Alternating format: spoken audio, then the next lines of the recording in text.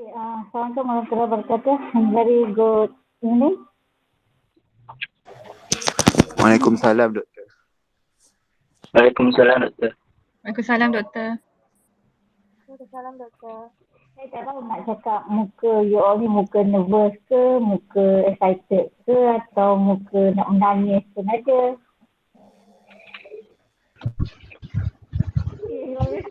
Nervous, Doktor, nervous.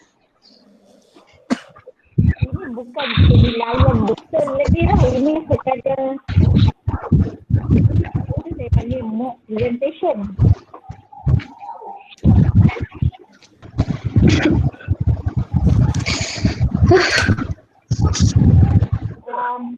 Kita use set ini.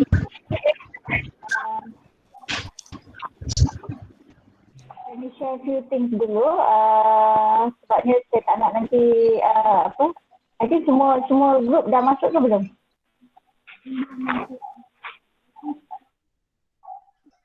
Okay, yang pertama, so basically your presentation will start acting on starting the period for the presentation from 10 January up to 16. So we have 6 days to prepare for your presentation, PPTA presentation.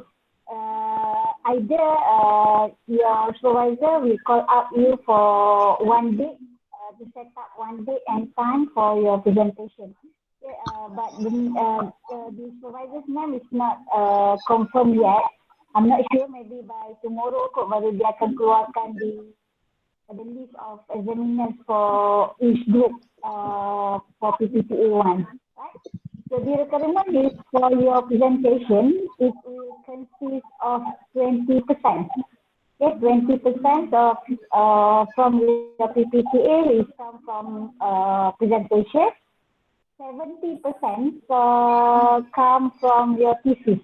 Okay, so maksudnya thesis you will be evaluated by your supervisor. Total marks for your thesis will be prorated and then it come up for 70%. Okay, 70% come from your thesis, 20% come from your presentation, and then another 10% is for your effort. So which group or which, individually, you will have a different marks for effort. Right? So meaning to say is 10% it belongs to me. Either I want to give you 10 marks or 8 marks or even 0 marks. It's up to me. Right? So is 10% tu akan membezakan to differentiate between each of the group members punya markah. So don't stress ataupun don't surprise bila keluar result PPTA 1 even though you are in a group. Tapi orang ni dapat A, for example, you akan dapat B. Ataupun you dapat A tolak, orang ni dapat B plus, for example. Alright? Because that 10% itu will differentiate your effort in terms of the effort throughout this semester. Okay, one, is it clear? Okay? So, itu 100 markah for your PPTA 1. Okay? So, basically, the next week ni akan start you punya presentation for 20%. That one is totally belongs to examiner. Okay? So 20% tu adalah markah daripada examiner.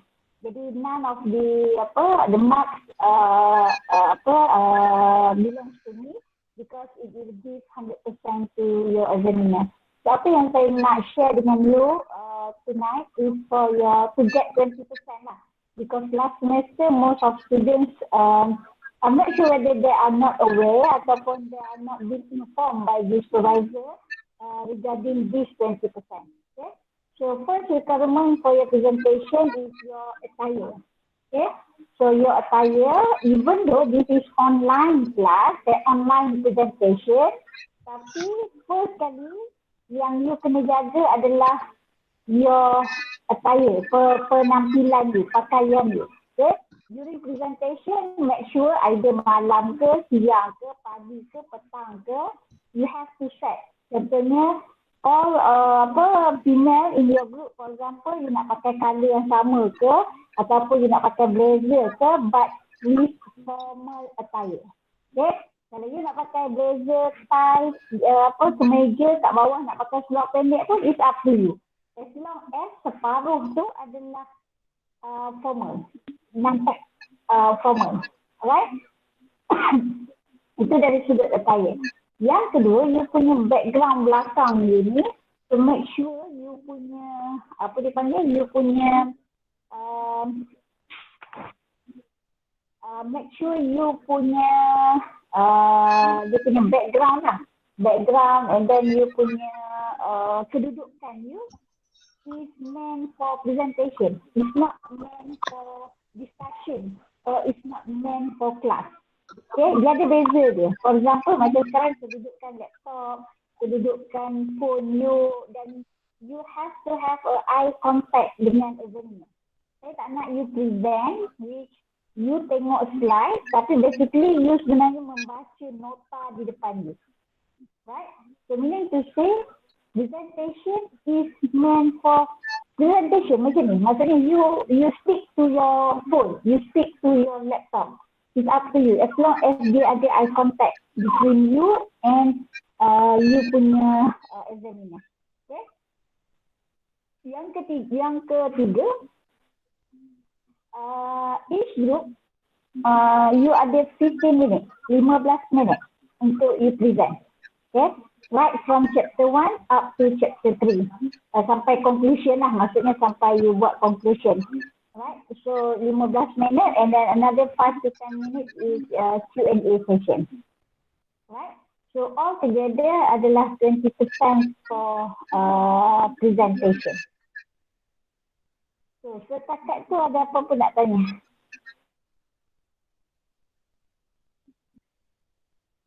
Semua orang clear? Clear doktor, clear. Clear tu. Okay. So malam ni you will present. Okay, Doktor. apa? Doktor. Bila tarikh yang kena present depan examiner tu, Doktor? I'm not sure. Besok akan keluar list of examiner. Nanti examiner akan either I will give your contact number to examiner ataupun examiner akan bagi specific date and time untuk nak discuss masa tu dengan you all. Jadi you just get prepared. The period for presentation is between 10 to 16. 10 hingga 16 Januari. Jadi in between of that period tu akan ada presentation which dia akan discuss dengan you all semua lah. Bila dia akan start presentation. Right? One more thing, untuk lelaki, make sure kalau you rambut panjang pun, kalau you rasa you tak nak potong, you pakailah songkok ke, kopiah ke, but not cap, right? Because it's a formal attire.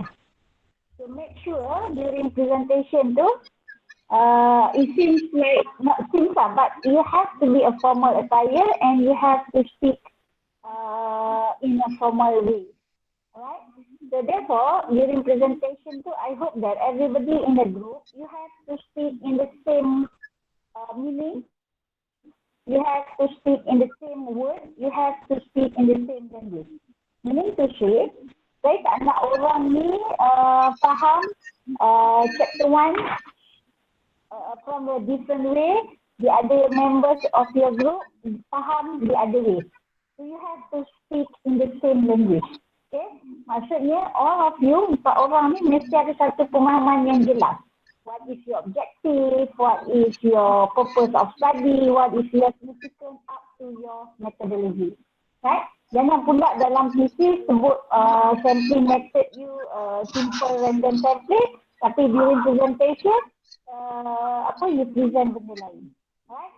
Because apa yang during presentation tu, you just speak the main ataupun important things je.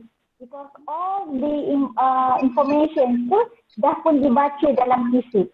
Right? So presentation is meant for Q&A which yang mana dia tak faham, dia akan tanya during your presentation.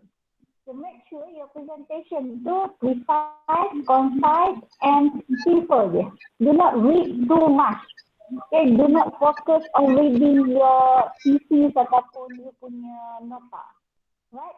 It's just a matter of you have to explain to them, to your examiner, and then convince them that your study is beneficial and it will contribute to ABC, for example. Right? So you have to speak very simple, politely, and do not defensive. Okay, do not defensive. Maksudnya kalau examiner kata, oh, I think your method is not right, blah blah blah blah. Then you just get, okay, we are sorry, madam, we are sorry, doctor. If we make a mistake, then please correct us. Tell us or recommend something that we can change or we can improve. Okay, do not defensive. Most of student bila kita cakap dia buat salah, dia akan fight. Tak, kami buat dia betul dah. Lecturer kami cakap gini. No. Alright? Admit your mistake even though, or the best is you just mention that we are sorry, maybe we lack of that understanding. We will discuss further with our supervisor and we let you know, or we will improve our thesis. Is it clear? Yeah. Clear, Clear, Doctor.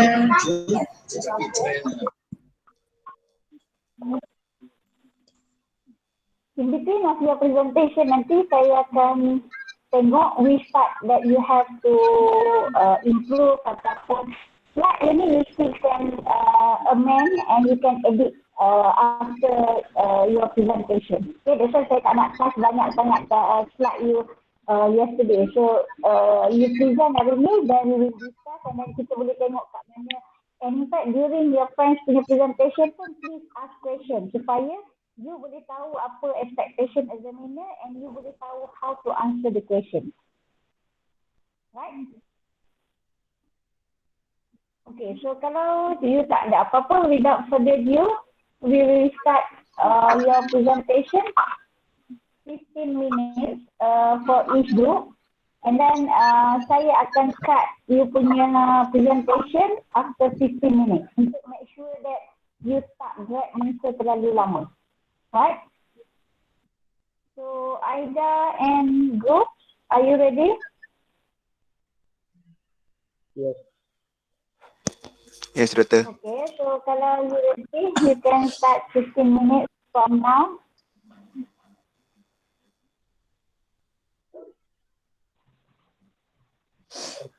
Okay, so selamat petang, good evening to doctor and also all my fellow friends. Can everyone hear my voice? Yes, we hear you. Okay, so today we are going to present about the potential and benefit in Internet of Things, which is the IoT toward business performance in the travel and tourism industry case in Kelantan. And we have 4 group members with me. I'm Lim Jinche, and my group member is Aida, Akila, and Muhammad Amiru, and also Kabe Hasi. So for our chapter 1, we are going to present about the introduction, and for the chapter 2, we are going to discuss about the literature review. And for chapter 3, we are going to talk about methodology. So basically, for our background of the study, the technology has changed the travel and tourism industry. Probably the biggest impact business performance in travel and tourism industry was the introduction of the IoT, which is Internet of Things. Thus, in this research, focus on this impact Internet of Things towards business performance in travel and tourism industry in Kelantan, where the researchers will discuss the potential and benefits of IoT towards business performance in travel and tourism industry. So for now, I'm going to pass my presentation to my next group member. Okay, today I will present about the problem statement. First problem statement is statistic.com in 2090 show the growing number of internet users in Malaysia will increase to 33.5 million in 2025. The second problem statement is the Internet of Things can be a viewer as a global infrastructure for the information society enable advice service by interconnecting physical and virtual and represent as a new trend. Okay, for the third problem statement, IoT represent a new trend. They are still lacking in a travel and tourism industry, which they may still using traditionally in their business operation. Okay, for next slide.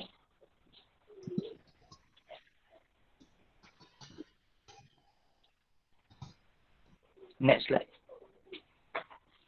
Okay, for the research question, is there any potential of using IoT with respect to business performance in travel and tourism industry? Second research question is there any benefit of using IoT with respect to business performance in travel and tourism industry?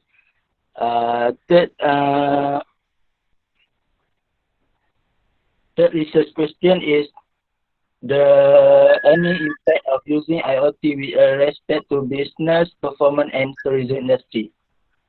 For the research objective, to identify the potential of IoT toward business performance in travel and tourism industry. Second objective, to examine the benefit of IoT toward business performance in travel and tourism industry. For the third research objective, to identify the impact of IoT toward business performance in travel and tourism industry.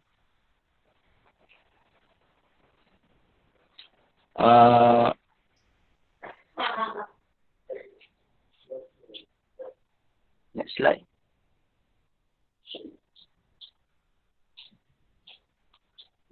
So, okay. Significance of the study. The Ministry of Tourism and Culture, Motas, claimed that in Malaysia assembly ceremony that society now is facing to the fourth industrial revolution, which the ministry saw the Internet of Things is almost aspect of daily life. A second significant study is according mygovernment.com in 2019 state that Malaysia has a good position to seize the economic opportunity generated by Internet of Things. Okay, next, this show that the government has initiative to implement Internet of Things has an improvement for the better quality of life and performance in industry sector in Malaysia as well as to performance in tourism industry. I will pass for the next presenter.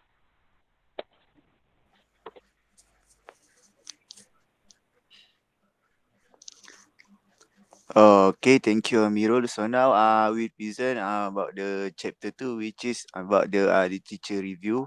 So in this chapter, we'll be discuss about the previous study related to the IoT, Internet of Things. In this chapter, also to able to discuss about the potential, the benefit and impact to all industry in Malaysia. So the Internet of Things is according to the boy Ben Yopeye and since 2011,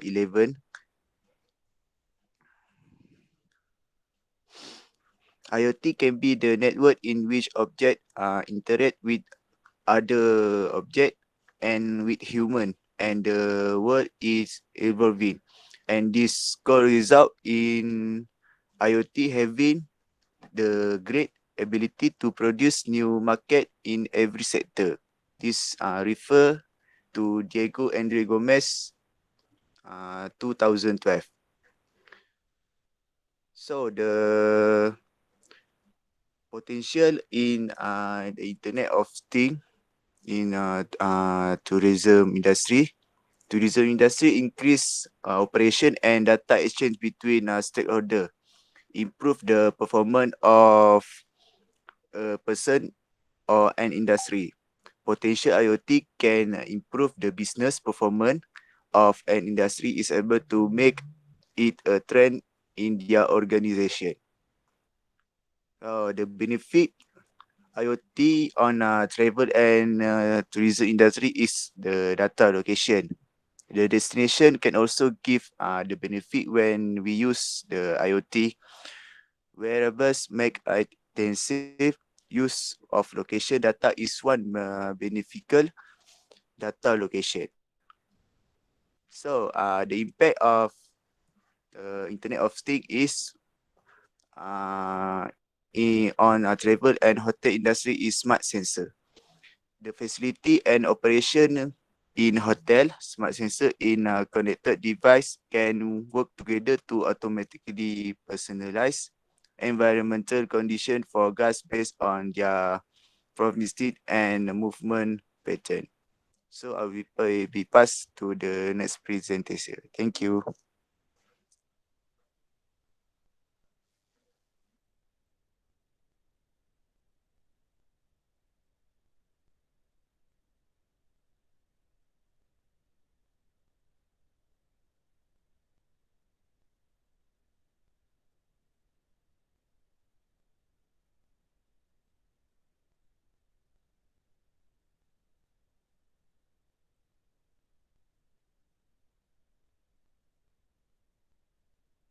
Aida, you belum buka mic lagi, Aida.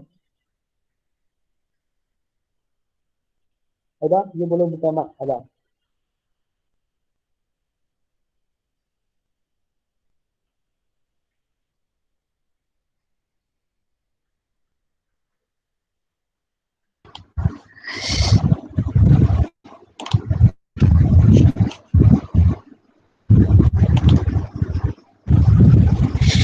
I'm sorry.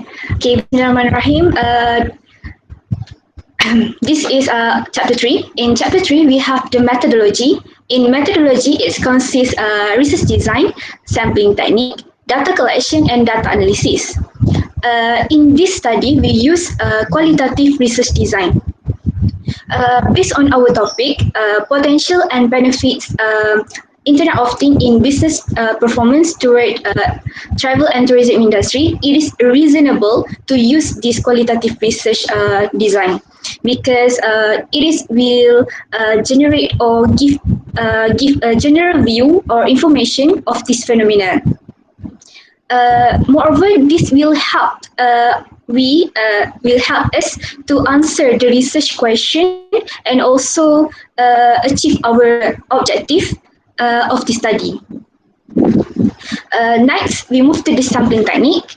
In sampling technique, we use purposive sampling, where we can rely on own judgment on choosing number of population to participate in this study.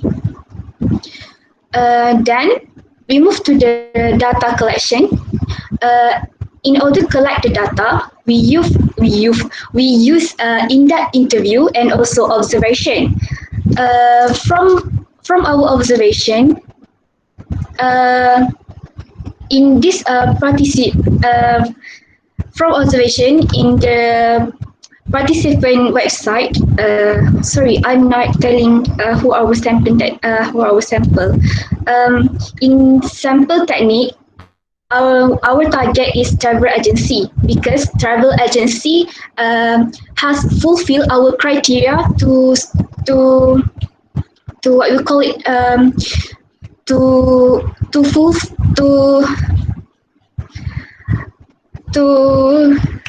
call it to help to know more about business performance on travel and tourism industry. Okay, in data collection, we will use in-depth interview and also observation. From our observation, it is not enough for just observe their website.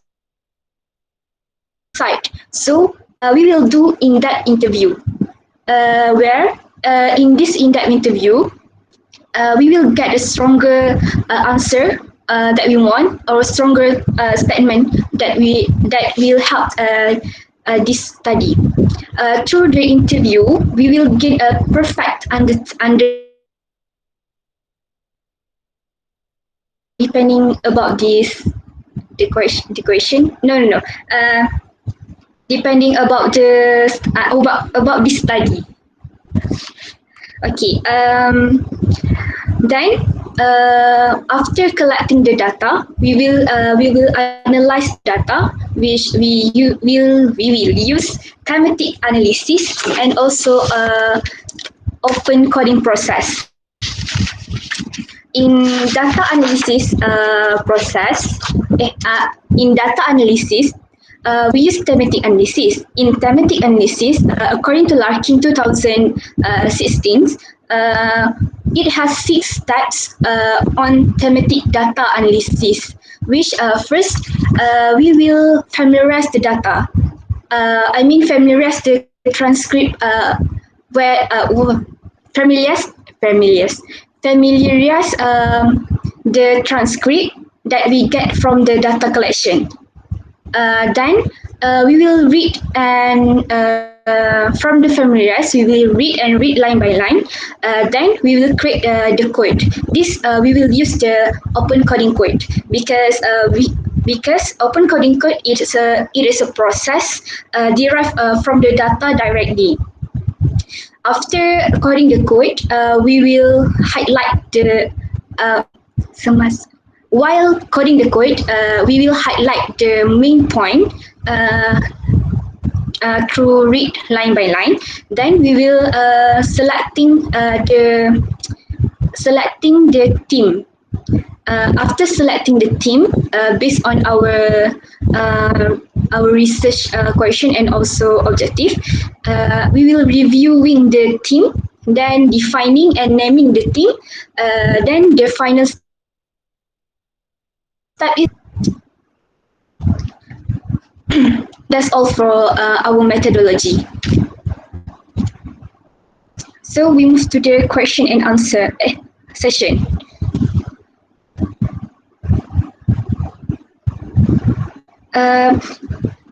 Is there any question that you want to ask?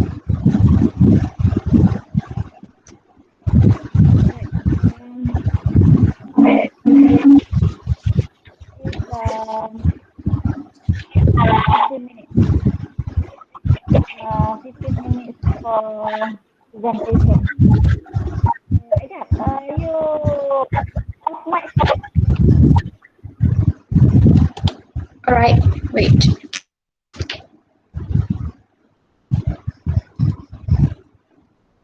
Move slide, Doctor.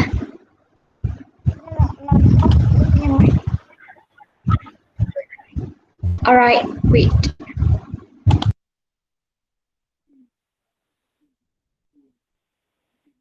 Okay,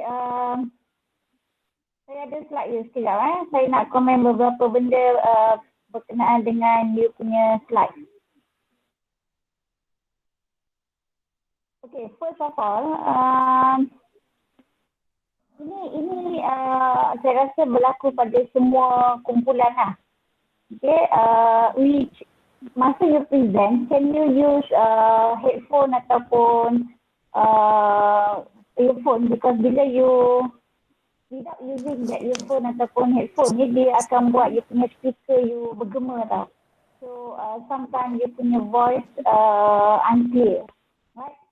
So itu satu benda lah yang you have to get prepared during the presentation. Okay? Another one, ini apa yang saya komen secara general ni is meant for all group, sama not for this group only.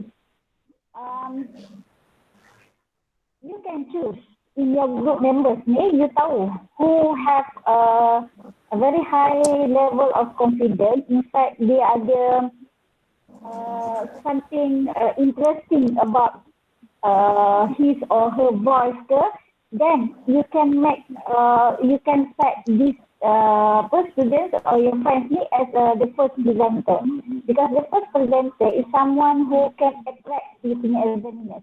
Okay, this is presentation tau, bukan you read a slide macam saya cakap tadi. Saya baru je cakap tapi it's still repeated. So, right after this, untuk another 4 group ni, saya nak tengok improvement in terms of you punya style of presentation. Okay, you can start, you welcoming your examiners, you introduce your group members. But, slide you yang pertama adalah slide tajuk. Slide yang kedua ni baru you buat group members. Okay, so you can start your presentation. After you welcoming good morning to Dr. blah blah blah blah. Thank you very much for your time to listen to our presentation. So today our topic is the potential and benefits of IoT towards business performance in travel and tourism industry, which we focus in travel and tourism in Kelantan. Right? So you are speaking to someone, you are not reading your slide. This is presentation. So bila you buat, you read a slide or in fact you terlalu formal. Saya cakap guna ayat yang formal, but doesn't mean you have to be formal macam you bercakap seorang-seorang, right? So you have to communicate something like you have to communicate with your examiner. Jadi bila you bercakap, you don't have to read. So after you focus on the topic, then before we start our presentation, please allow me to introduce our group members. Right? The first one is ABC. Number 2 ABC, 3, 4, and 5. Alright? So then you can start. Okay, this is the outline for our presentation. We are going to start our presentation with the explanation about our introduction of the topic. We are going to discuss about ABCD. And then following after chapter 1, we will continue for the chapter 2, which will be presented by siapa blah blah blah blah. And then the chapter 3 will be presented by blah blah blah. Okay, so you have to speak. You have to talk to your examiner, not to read your slide. Right? And then bila you dah habis tu, okay, ladies and gentlemen, let me start with the chapter 1 for example. Okay, so yang ni pun sama. Saya rasa tadi siapa Lin. You are always read the slide. Sebab tu saya tak bagi ada ayat sebenarnya dalam slide. Saya tak suka ada ayat. Bila ada ayat, you tend to read your slide. So basically, you don't have to read. You just speak something that you know. You are the researcher. Bila you researcher, you tahu apa yang you buat. So, out of your 20 slides tu, maksudnya chapter 1, chapter 2, chapter 3 ni, you ada 15 minit. So, you have to make sure right after this, you have to practice at least one chapter. So, you have to focus 3 minutes je. 3, 6, 9. So, introduction 2 minutes and then another conclusion 2 minutes. Jadi apa yang you perlu cakap in 3 minutes for chapter 1? So you kena cari main point dia. That's why saya tak nak bagi you baca. Bila you baca, dia jadi macam membosankan. Saya boleh cakap, you don't have to read lah sebab saya dah baca. Saya boleh cakap gitu. So I don't like a reading presentation. I need you to tell me. Okay, so bila you tell me, you akan cakap, okay, our focus or the focus of our study is about the potential and benefits of IoT. As we know, IoT is blah blah blah blah. It has been introduced blah blah blah blah. So apa benda yang you kena explain? So background ni adalah you kena cerita tentang IoT. Apa definitions of IoT? Bila IoT diperkenalkan? In fact, saya nak you letakkan kat sini. You letakkan gambar tentang IoT. Tak apa. What are the types of IoT? You tak perlu nak letak ayat. That's why dalam semua slide kumpulan yang lain pun, saya tak nak you letak ayat. You letak gambar je. You letak gambar and then you explain. So, saya tak ada masalah kalau you nak baca. Macam saya buat sekarang. Saya pakai headset, saya pakai laptop. So, meaning to say, kalau you buat dua macam ni, at least kalau you baca, you can still tengok. Alright? So, you kena ada eye contact benda-benda macam ni. Okay? So, bila you buat okay, problem statement. Apa yang saya cakap tadi, problem statement, semua group dengar, bila you buat problem statement dekat dalam slide, make sure kalau you kata you ada 3 isu yang you nak discuss, you kena letak citation kat sini. Problem statement, as I mentioned, dia bukan satu isu ataupun masalah dia. Tapi dia mungkin juga satu isu yang ada benefits ataupun ada significance. It can be a problem statement as well. Tapi apa yang you nak highlight? Sekarang ni you bercakap tentang IoT dalam travel and tourism industry. So what is the problem? Orang akan tanya, so what is the issue? Kenapa you nak kaji tentang IoT? So you akan cakap, it shows that the growing numbers of internet ni increase. So tapi, so what? Apa yang you nak cakap tu? Ini bukan isu yang ni. Tapi point tu ada dalam thesis you tapi you tak highlight. Jadi ini salah. So bila you letak gini, saya akan tanya, so what is your problem? Kenapa you nak kaji tentang IoT? I doesn't see any problem pun. So you nampak tak? Dan yang kedua dia kata currently view as a global infrastructure enabling service interconnecting physical virtual assembly plant. So what? So kat sini pun dia jadi tanya-tanya. Jadi you kena letakkan problem statement something yang kenapa? Apa isu yang berlaku sekarang? Mungkin you kata because you are not the problem. You akan cakap the numbers, the increasing numbers of IoT users ni telah menyebabkan industri tourism ni semakin berkembang, for example. But however, due to pandemic, you boleh masukkan due to pandemic COVID-19,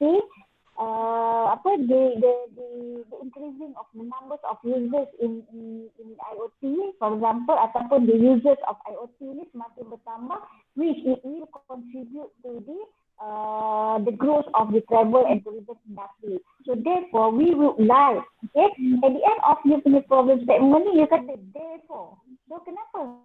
So you kena ada perkataan therefore, we would like to study on the potential and the benefits of IoT in travel and tourism industry. We believe that, or this study believes that. Okay, so benda tu yang you kena highlight. Jadi presentation is something that you have to convince your examiner. Bukannya untuk kami examiner untuk dengar you membaca.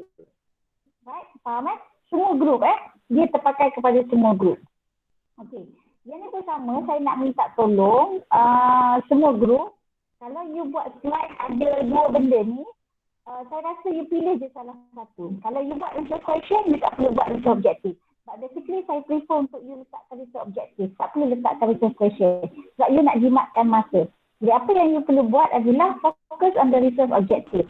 But you masa you present, tolong jangan baca. Again, tolong jangan baca. Explain. Okay, ladies and gentlemen, there are 3 objectives of our study. You tak perlu hafal lah sebab ini research you. Kenapa you nak kena hafal? Right? So, bila you menghafal, you membaca. So, you bercakap lah. You kata there are 3 objectives of our study. First, we want to examine or we tend to examine the potential of IoT. Number 2, we want to study the benefits of IoT. But what is basically the potential and the benefits? This is something that we are looking for. So you can perlu explain and then objective number 3 apa? Jadi you tak perlu pun nak membaca sebenarnya. You can talk to your examiner because this is presentation. Right? So then in fact kalau you boleh letak ayat ni penuh macam ni tak ada masalah. Tapi when you present, do not read your research objective to in full sentence. Okay, significance of the study pun sama. Jadi saya kata kalau macam significance of the study, dia tak ada masalah kalau you nak letak ayat macam ni ke, tapi cuba you highlight apa main point dia. Kalau macam ni kat sini you kata Ministry claim that Malaysian Assembly ceremony that society now is facing IR 4.0 almost expect in the daily life. So apa signifikannya kepada study you? So it will contribute to apa? Kalau you kata contribute to the economy, social culture, so then you explain lah. Bukannya maksudnya you letakkan ayat which you just baca je. So kalau saya examiner, saya kata so apa significance of your study? right? Because you are reading. You are not convinced me that your study is worth to study. Significant is something that is it worth for you to study that topic. So orang nak tengok benda ni.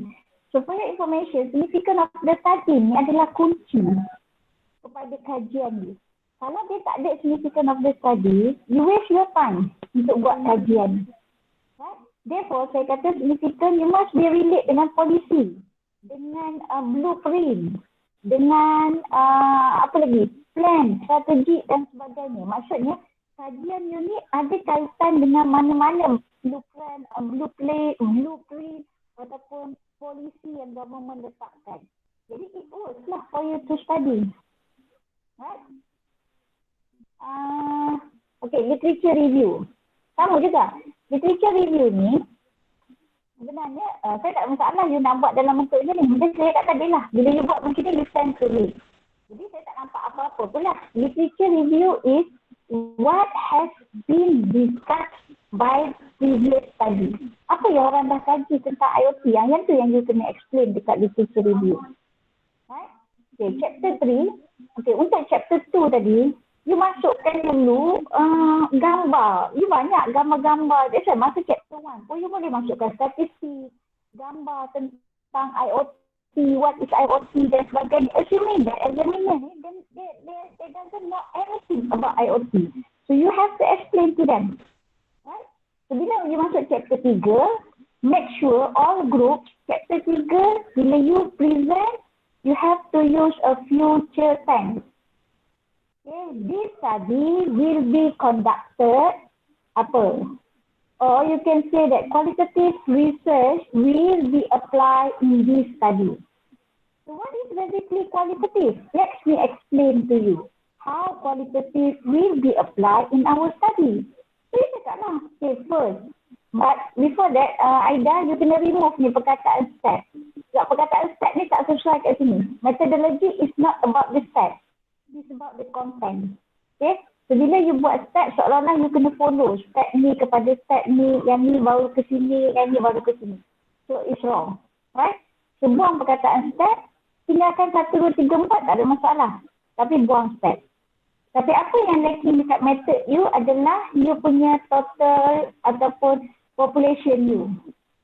Lepas tu you tulis sampling, but how many? Okay?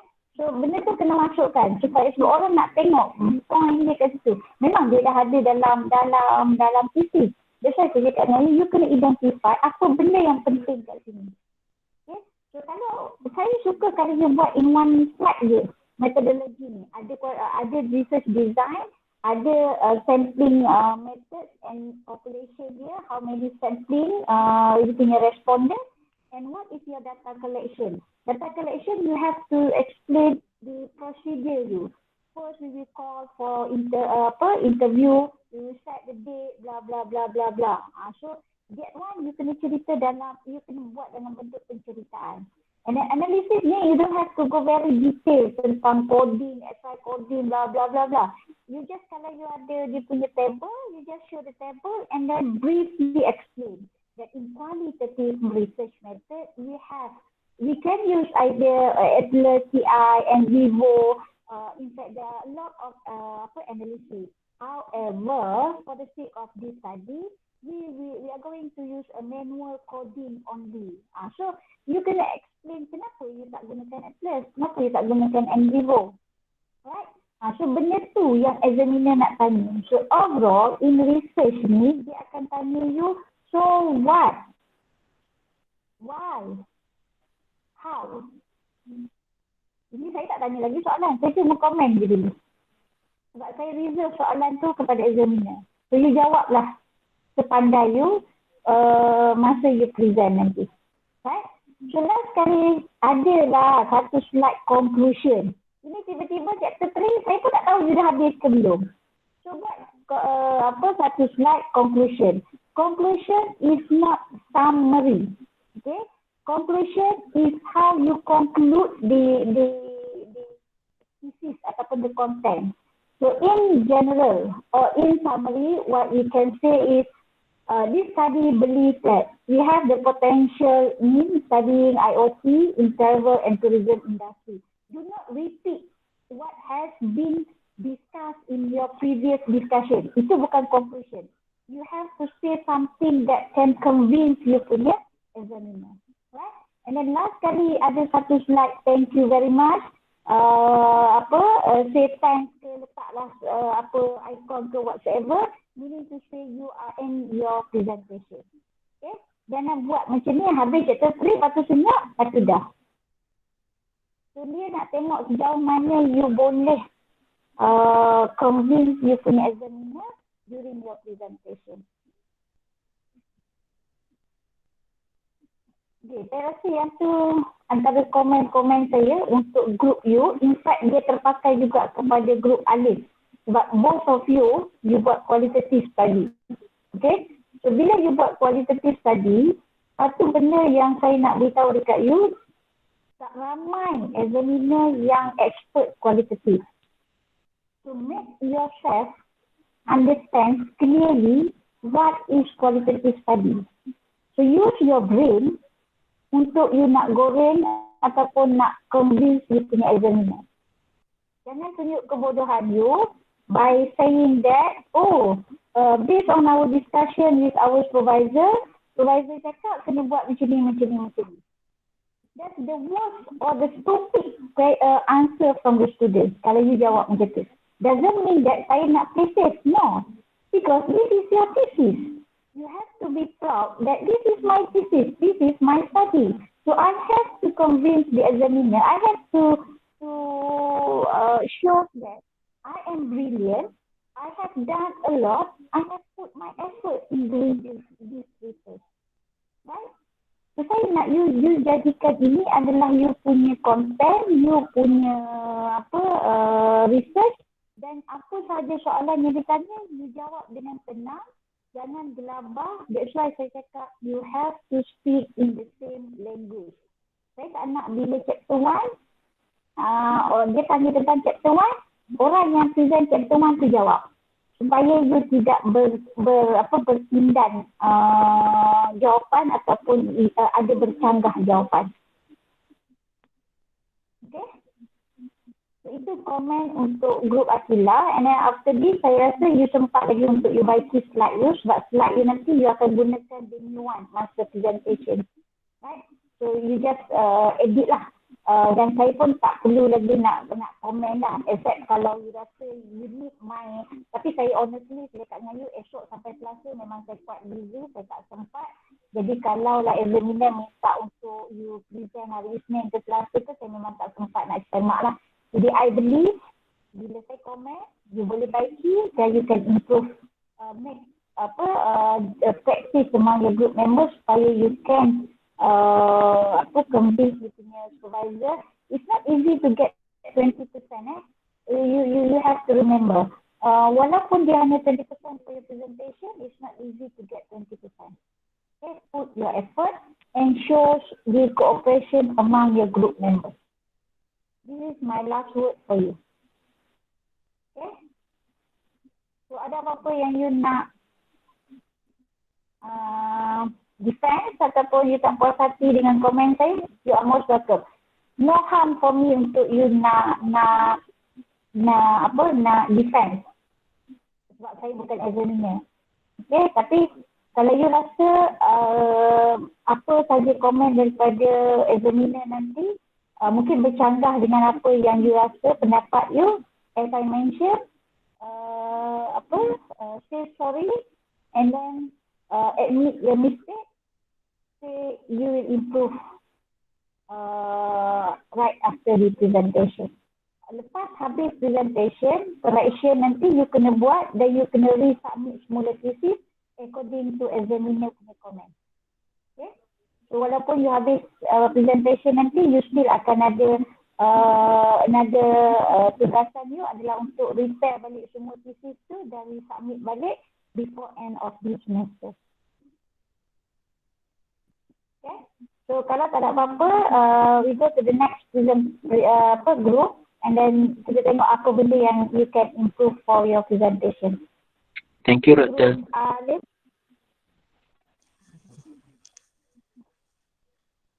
Guru Alif dah ready ke? Dah, Doktor.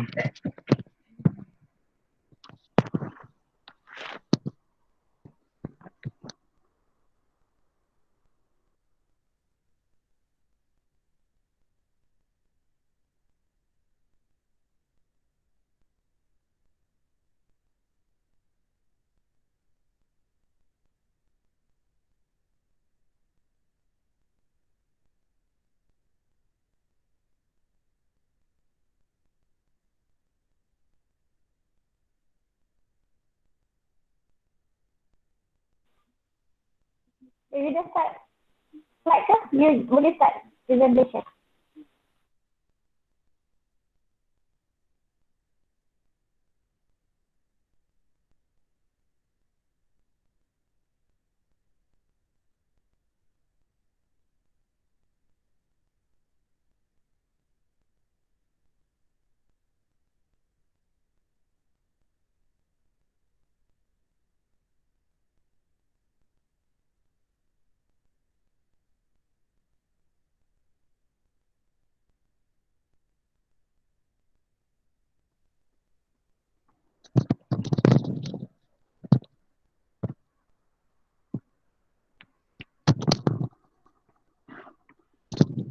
Okay, Assalamualaikum and good evening to Dr. Ros Gizawati and my fellow friend. Today I will present today my group will present the comparison between the homestay program and kampung stay program, a case study of Parit Bugis Homestay and Kampung Stay Desa Murni.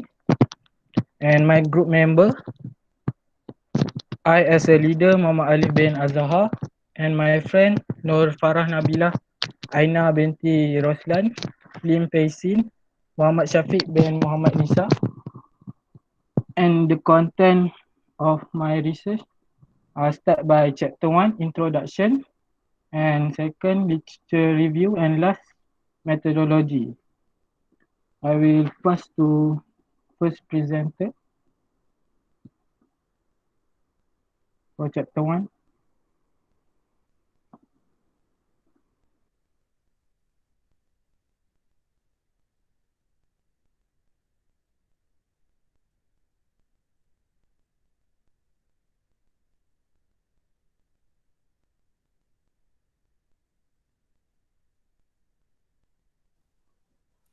Okay. Hi, can you guys hear my voice? Hello? Yes, yes, yes. Okay, sorry. Yes. Okay. I will present for chapter 1 introductions. For the first part is background of the study. Okay. About the background of the study, we have separate into two parts. The first part is homestay program in development in Malaysia. According to our research, the homestay program is officially launched in 1995, and it is defined as a place and accommodations that provide to the tourists to stay with the host family. It is an opportunity for the tourists to stay with the host family so they can experience the local culture life. Homestay program is famous activity among the rural community and tourists. And the second part is Kampong Stay program development in Malaysia. It is a new program that launched in Kampong Stay is a new program that's launched after Homestay program. It's officially launched in 2012. The different things about the Kampong Stay between the homestay is Kampong Stay is a place that the tourists stay without the host family. So means that the tourists has more privacy. They stay with their own family. Okay, the tourists is also have the chance to explore and experience the cultural activity and others. And beside that, that's like okay. Next, I will present about the case study about the Parit Bugis homestay. First, Parit Bugis homestay is located at Muar, Johor. Okay, in the early of 1995, the Parit Bugis homestay is only have 3 houses that take part in the program, and it also focus on Singaporean tourists. And Parit Bugis Homestay has received an ASEAN Homestay Award in 2017. The specialty of Parit Bugis Homestay is the tourists need to stay with the host family. And the program is offer some cultural activities such as traditional activity like games, cultural games, and like cooking things. And the last part is about only 70 villagers have been sent to Kedah and Terengganu to attend the course to learn about how to handle the tourists and make improvement about the homestay. Next is case study about Kampung Stay Desa Muni. Kampung Stay Desa Muni is the first kampung stay that registered with Motec. It is located Temelo, Pahang. First, only 10 families houses participate in the program and now has increased up to 40 families. The kampung stay is offer modern activity and also traditional activity, and we also know that the kampung stay Desa Muni has mixed their kampung stay design. For example, the kampung stay Desa Muni has mixed with kampung style and modern style to build a peaceful environment. Okay, now is problem statement. For this part has three statements. It's about like the first one is there are according to Motec, there are 174 homestay and kampung stay that are registered with Motec. And second, tourist is misperception about homestay and kampung stay. And third is the procedure income of registered operator had distributed because of an unregistered operator. The first statement is mentioned that there are 1,074 homestay and kampung stay that are registered with Motec. It means that unregistered operator has provided accommodations for the tourists, but they didn't provide cultural activity to the tourists. And this has caused that tourists misperception about the homestay and kampung stay. The tourists will think that there are no difference between homestay and kampung stay. And other than that is the procedure income of registered operator and unregistered operator. In this part, the procedure of the income is, the registered operator need to wait for the Motec, then just can receive their salary. And the difference about this is the unregistered operator just receive the payment directly from the tourist. So there are no any party in between the unregistered operator. Okay, now I pass to the next presenter.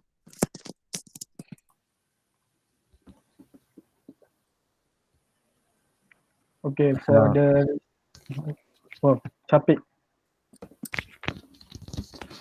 Okay, hello, can anyone? Alright. Yes. For next slide is about we want to focus on you all just ignore about the research question, that we just focus on research objective. So in this study, this group we want to identify the element or the characteristic of homestay and kampung stay which are registered by Motec. And the second objective is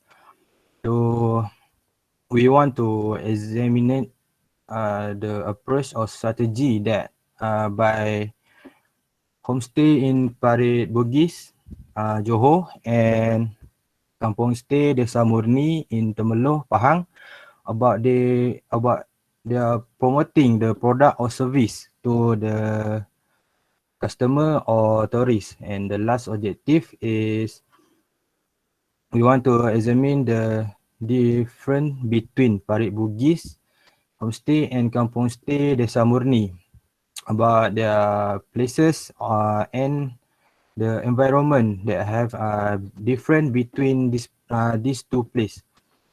Other than that, I want to inform the first objective and third objective is secondary data, because we we get the information and the all data from Motec official website. And the second one is primary data, because we need to do some interviews the question that for the operator to get the data collection. Next. In this next slide is about scope study. In this, we have to focus more on that program by Motec, homestay and kampung stay, that they have focus to aim to help rural areas, to help them to generate the income. And other than that, tourists can get the more experience when they come and they reserve the homestay and kampung stay. We have focus this study for two location, for different two location. That in Parit Bugis homestay at Muar Johor, and kampung stay Desa Murni Temeloh Pahang. Next. The next one is significance of study. In this slide that we have mentioned, we want to give and exposure the knowledge to the community in Malaysia about the difference between homestay and kampung stay.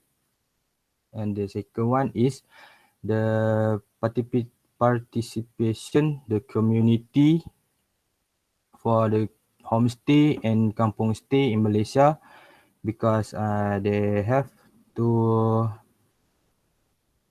gain more tourism area, that this important participation of the community in Malaysia. Next one is this study aims to contribute about the exploring the comparison of homestay and kampung stay. The next one, the last one is policies and laws. The policies that have been prepared or provided by Motec, and law by government Malaysia, they have focus on tourism sector to give more competitive and sustainable for economic, and gain the sustainable economic for the community in rural areas. That's all from me. I will pass to the next presenter. Thank you.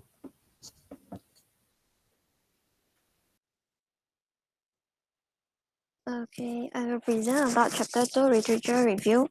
The first part is definition of homestay. So, the definition of the homestay is a program that's launched by Motec. Homestay is a place or accommodation that provide for the tourists who stay with the host family. Normally, the homestay location is placed at rural area, so the tourist has the chance to experience the local daily lifestyle. So the activities such as paint the batik, learn the Malay foods, and taste the Malay food. Other than that, the homestay is also become income sources, and the purpose of the homestay is to helping the rural area so they can help upgrading their living lifestyle and creating an employment opportunity for them. And next is the development of the homestay program. The aim of the development of the homestay program is cultivate the rural community to take part in the tourism industry. So the rural community does not need to leave their village and work in the city. Other than that, development of the homestay program is also aims to reduce the poverty level and act as income generator. And we also hope that yes. I think you have another 2 minutes. Can you skip literature review? Go direct to chapter 3. Okay, sorry.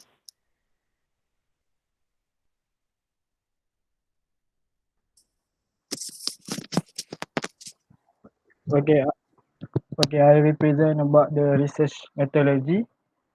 Have 4 content: research design and strategy, sampling strategy, data collection and data analysis.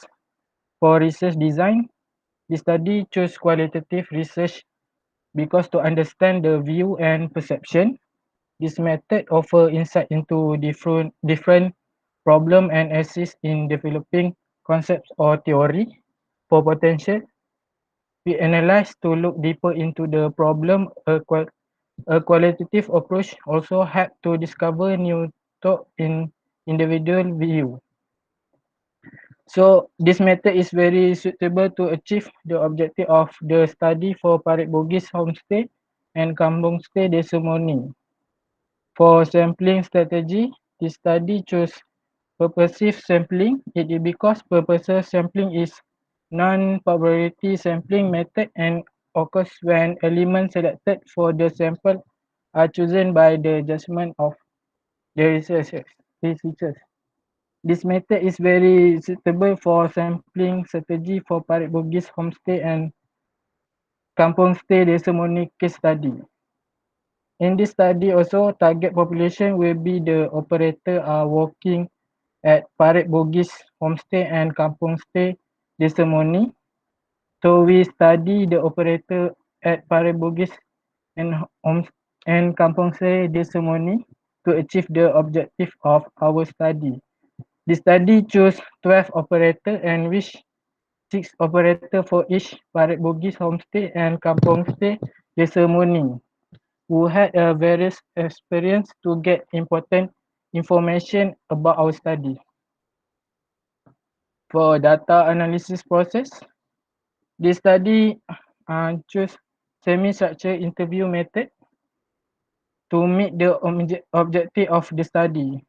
The purpose of the study is to conduct an interview with each person working in homestay and kampung stay. And to fulfill the purpose of the study, initial and appointment with the interview, 6 people interview be involved. Interview be held between March or April 2021 at the workplace of all operator and more specifically at homestay and kampung stay, or do the online interview with the same method.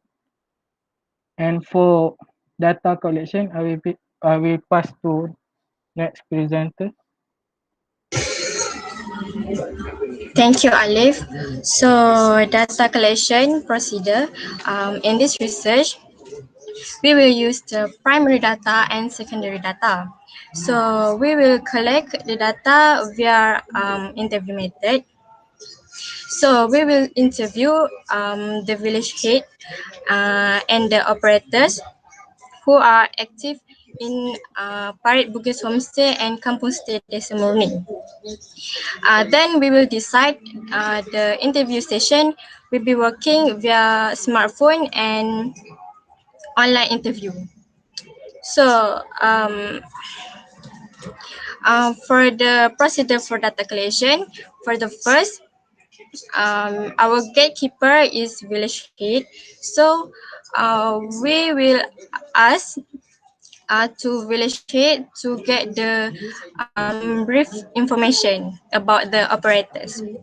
So after that, we will send the invitation to our participant, that is operators, to remind them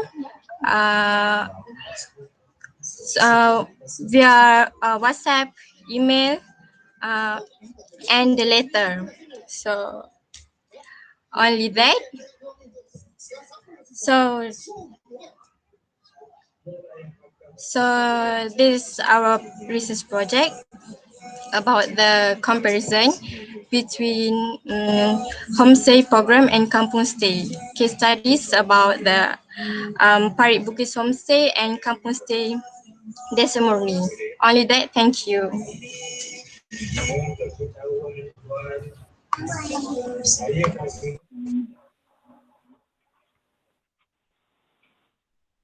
You perasan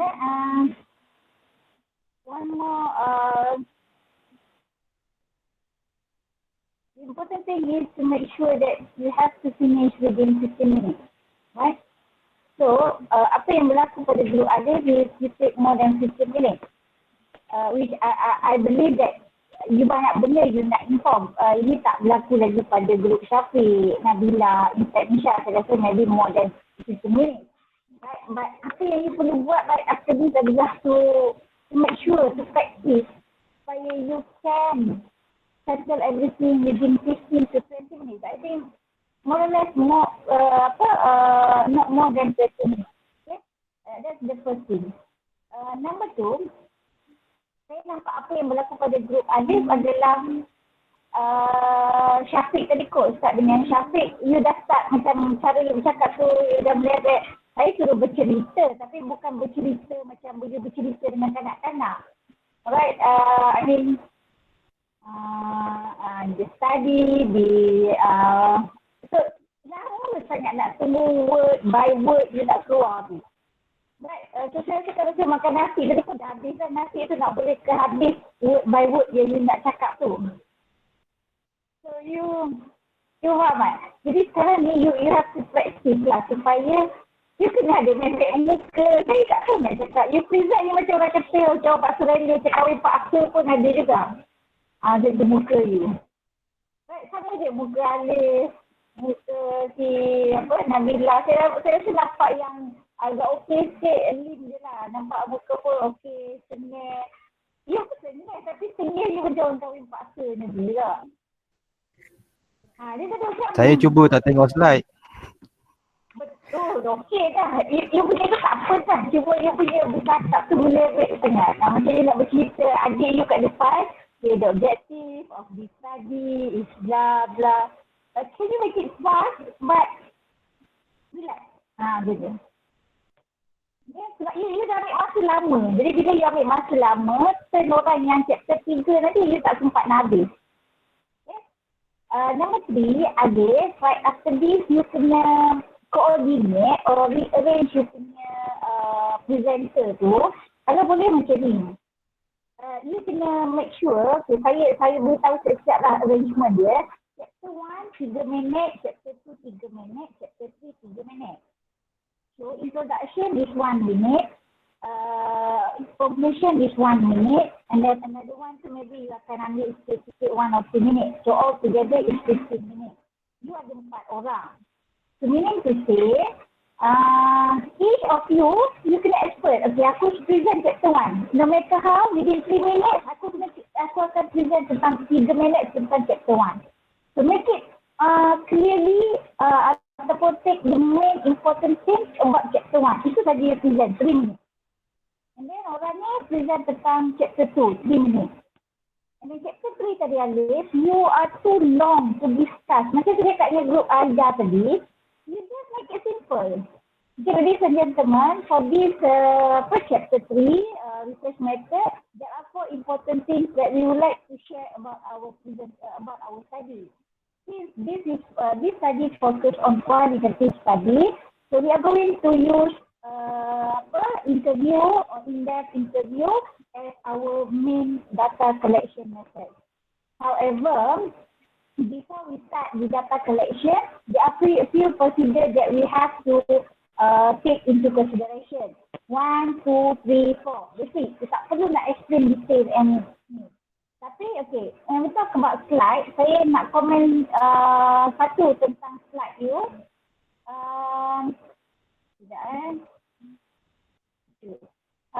Masa you present tu, bila slide you terlalu panjang tu problem juga. Bila slide you terlalu, saya tak tahu lah, mungkin you all punya you punya mindset tu kalau benda tu tak ada word dalam slide tu takut terlupa dan sebagainya. Okay? Jadi saya kata jangan menghafal. Right? So, yang ni comparison tu semua. Saya rasa maybe dekat sini apa yang you boleh masukkan tu nama apa tu gambar homestay tu whatsoever lah. Maksudnya you jangan fokus kepada point dia saja.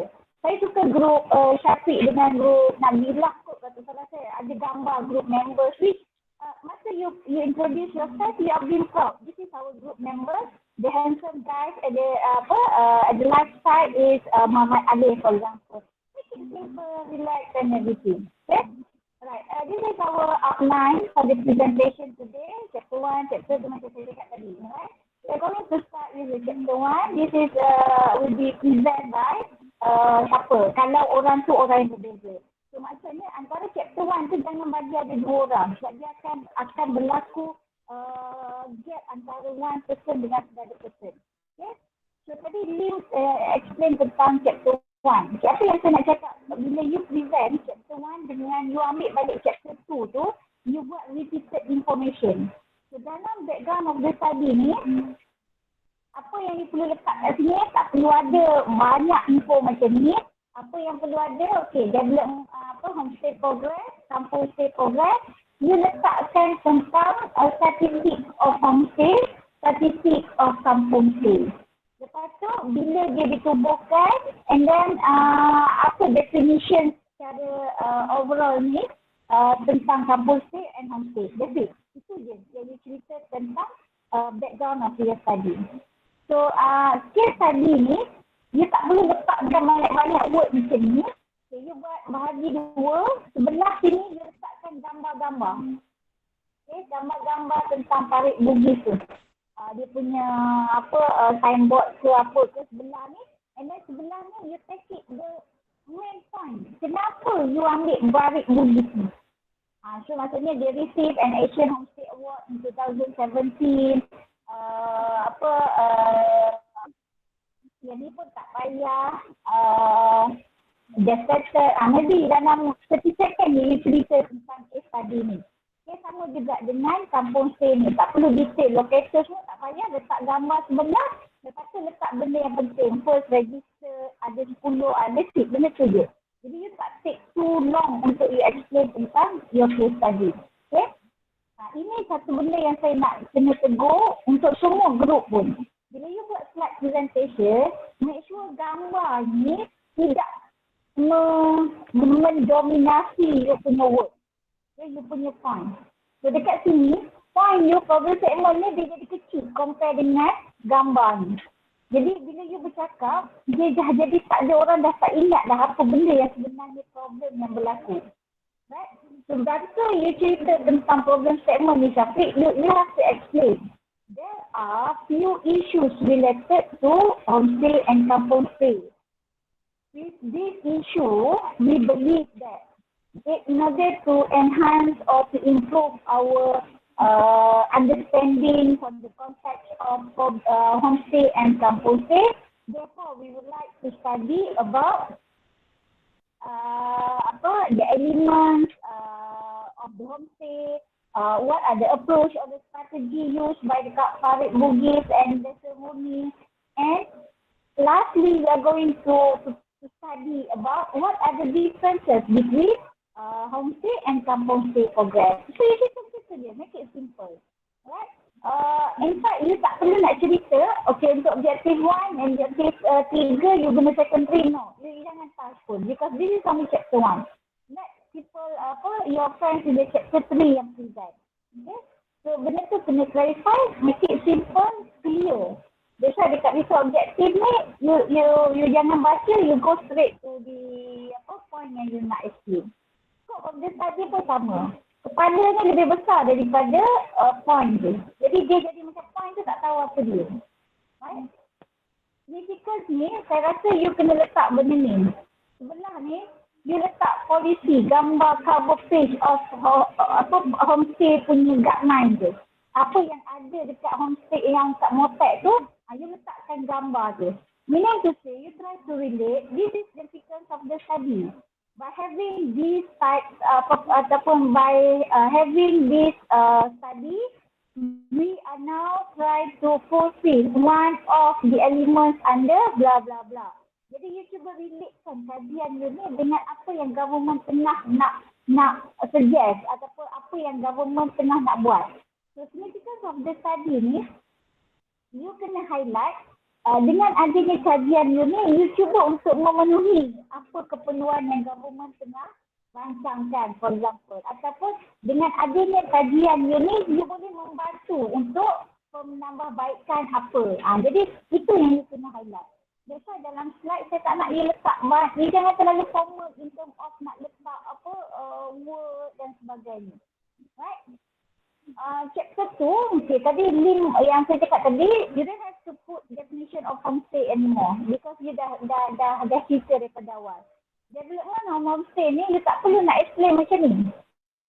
That's why saya kata, what in table, for example, what are ataupun what has been discussed about homestay program right from 1990 contohnya. Apa yang orang dah kaji tentang homestay. Make it simple je, tak perlu panjang. Tapi you relatekan homestay dengan community based tourism.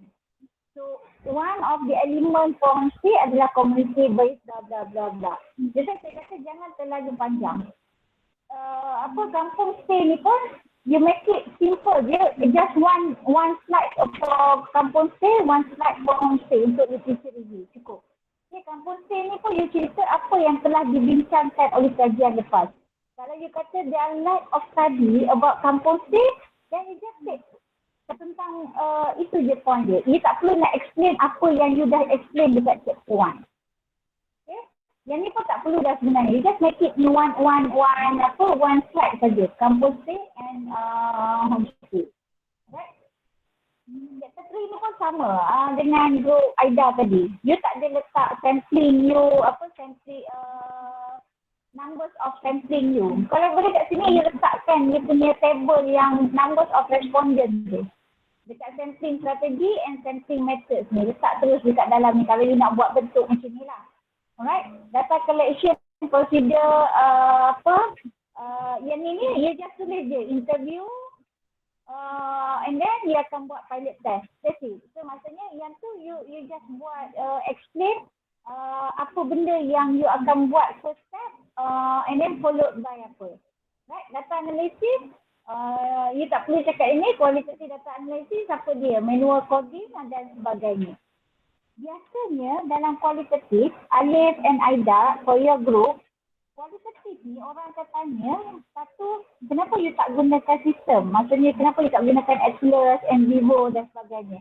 So what you can say is, macam grup AIDA, bila you buat kajian tentang travel and tourism industry, maksudnya you are looking for a big picture of the industry tau.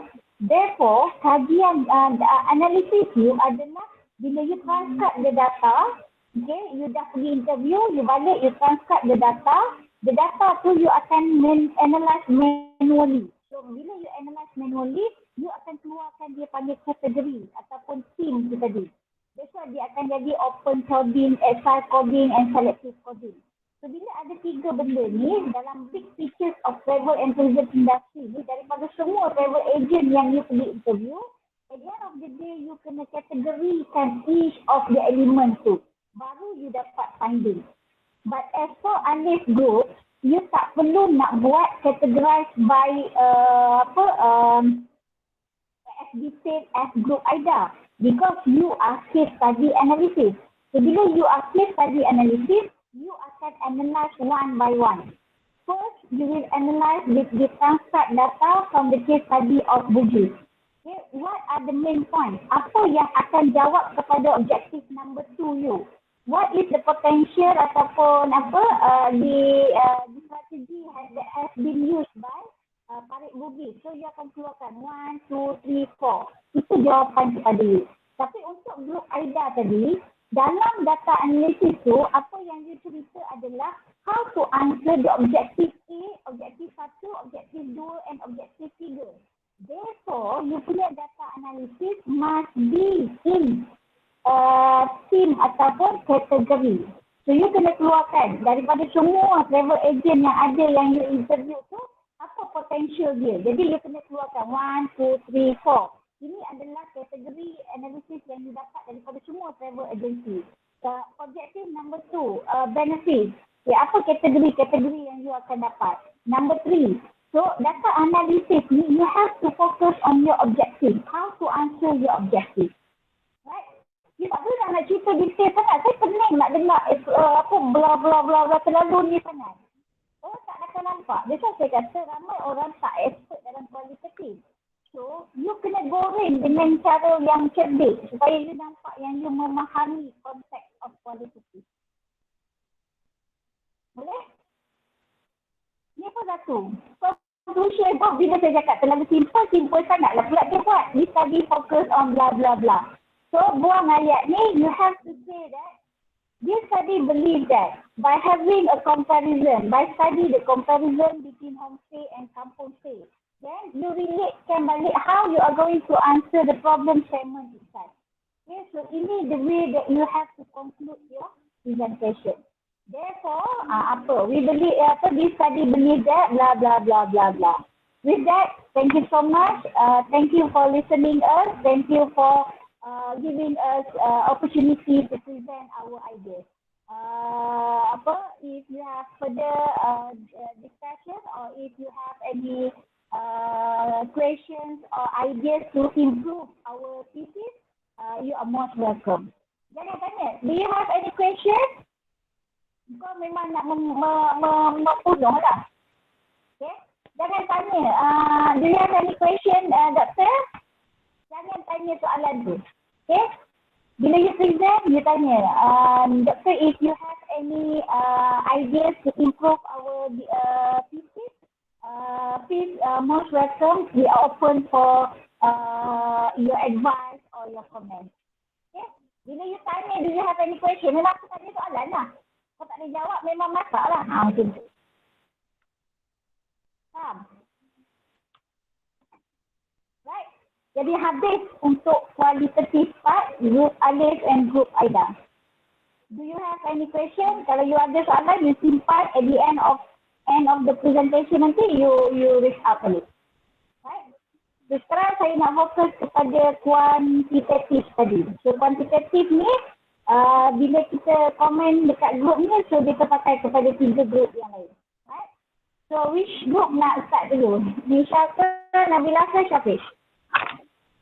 Saya dulu lah, Doktor. Banyaklah. Alright. 15 minit. Kejap ya, Doktor. Kejap.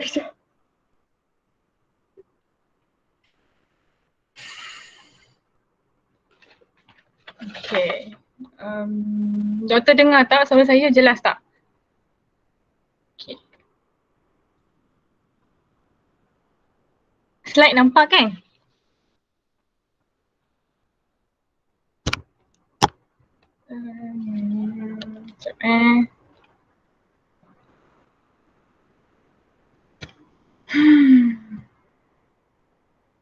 Kalau orang lain yang mana dah habis present, kalau you rasa nak makan ke nak minum ke, you are most welcome. Tapi saya rasa orang yang tak present lagi, maybe dia tak lagi nak makan kot. Doktor nampak tak slide saya? Nampak. Okay. Okay, saya proceed Assalamualaikum and a very good day to my supervisor, Dr. Rosgizawati, and my fellow friends. So we are from Group 11. We'd like to present about our group research project.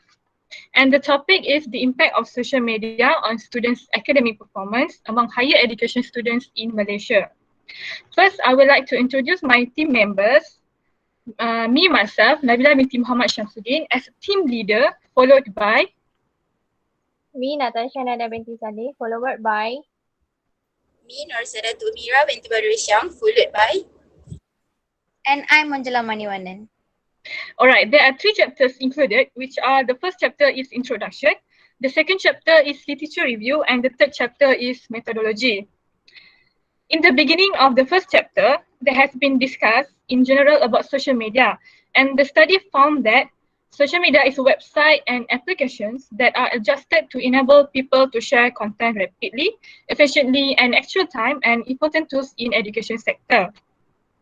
In the background of study, found that the statistics users of social media in Malaysia within October 2019 to October 2020, and here is the figures about the statistics. There are various types of social media who often used by students in their daily life.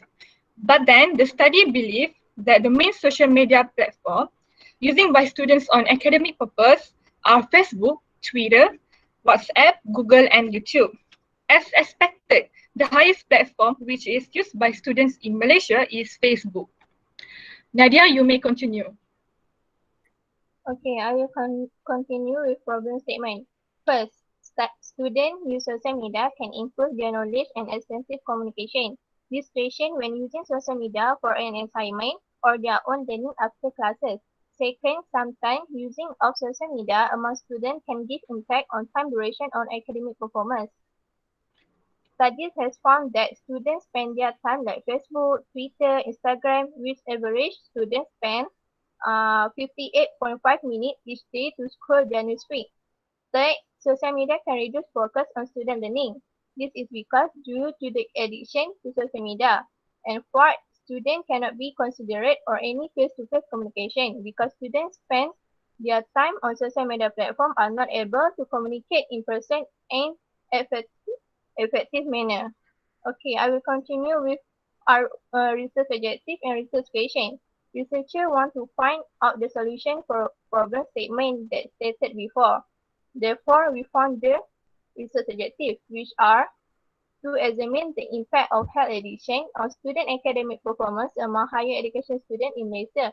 Second, to examine the impact of time duration on student academic performance among higher education students in Malaysia. And last, to examine the impact of friends and people connection on student academic performance among higher education students in Malaysia. Okay, I will continue with significance of study. Social media contribute to the improvement of students in studying because social media can bring benefits which are students can explore other applications for study purpose.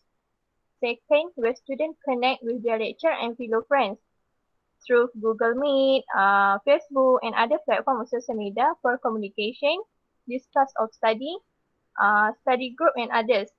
Third, social media sites can help in their lesson of research.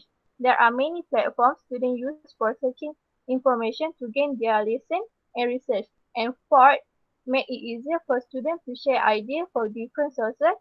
Nowadays, the education system enables students to come up with effective methods of sharing and learning.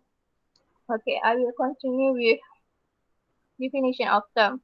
There are four definitions of term that we study, which is social media. Social media is contribute-based technology that enables the sharing of ideas, thoughts, and information to connect of virtual networks and communities. Second, academic performance. The ability to master a diverse set of skills is trait intelligence, curiosity, and persistence, qualities attractive to university and employers. Third, health addiction. Addiction is a complex condition, a brain disease that manifested by compulsive substance use despite harmful consequence, which is affecting health condition by physically and mentally. And fourth, time duration. Duration is how long time lasts from beginning to end. The noun duration has come to mean the length of time one thing takes to be completed. The duration of time might be noun or not in a past time. The unknown length of time the current war would last was called the duration. So I will pass to the Manjula for the next presenter.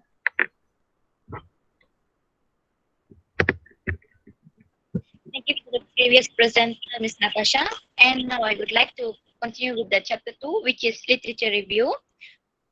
All right. For the social media, what is social media and why social media? As we all know, social media is for to access information, provide information, and to communicate via social media. So the researcher found out the conceptual framework, which is divided into two variables, which are independent variable and dependent variable. there are three independent variables. The first is health addiction. Social media addictions is states as mental concern. It's more about overuse of social media may affect the students' occupational or professional, and moreover to populating themselves. So the second one is time duration. So more likely, students are like to use social medias nowadays because during this pandemic time, more likely everyone are like to use the social media. So it can be influenced. The more the students are using internet, the social media, the more the influence are being. And the third one is friends and people connection. So people are like to communicate with more friends, more like to socializing and expressing their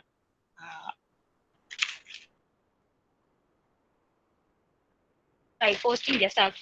And while the dependent variable is about the students' academic performance at higher education. And the conceptual framework has been research developed to the hypothesis, and there are three hypotheses. The first is impact of health addiction to students' academic performance among higher education students in Malaysia. The second one is the impact of time duration to students' academic performance among higher education students in Malaysia. And the third one is the impact of friends and people connection to students' academic performance among higher education students in Malaysia. And I would like to continue to the chapter 3, which is methodology. Okay, in this chapter, we have applied quantitative research. First is research design, which is divided into primary data and secondary data. The primary data is about the researchers collected all the sources using methods like surveys, interviews, and experiments. In this research, we have used questionnaire. So questionnaire is easy to collect all the big data from the students. And the secondary data is likely to other sources, such as is more cheaper and more more obtainable from the primary data when it's become obtained at all. And the target population, we have focused to 20 public universities and 467 private universities with the population, because in quantitative research we need to sample population. So we have targeted, researchers targeted 500,000 public university students and more than 600,000 private university students. And I hand over to my next presenter.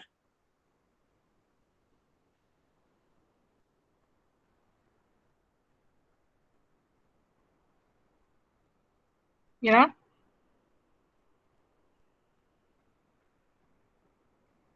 Hello, Mira?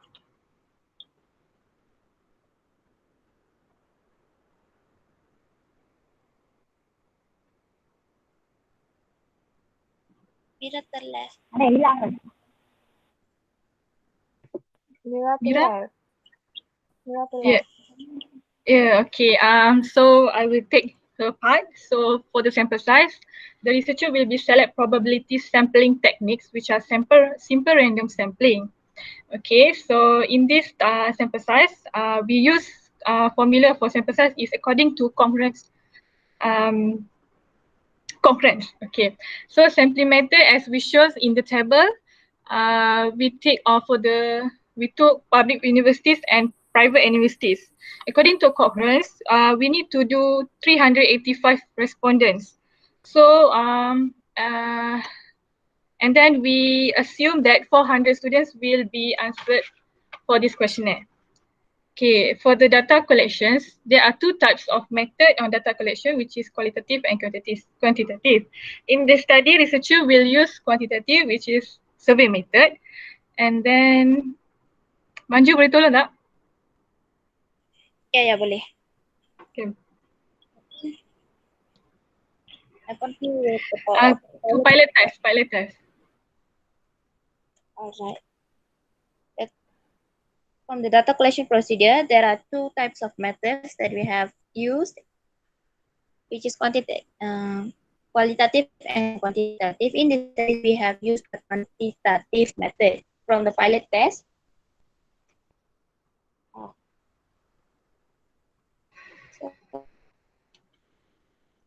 Okay, the pilot test we will distribute from the 12 to 20 to 50 questionnaire before we distribute the real questionnaire. Okay, the next is research instruments.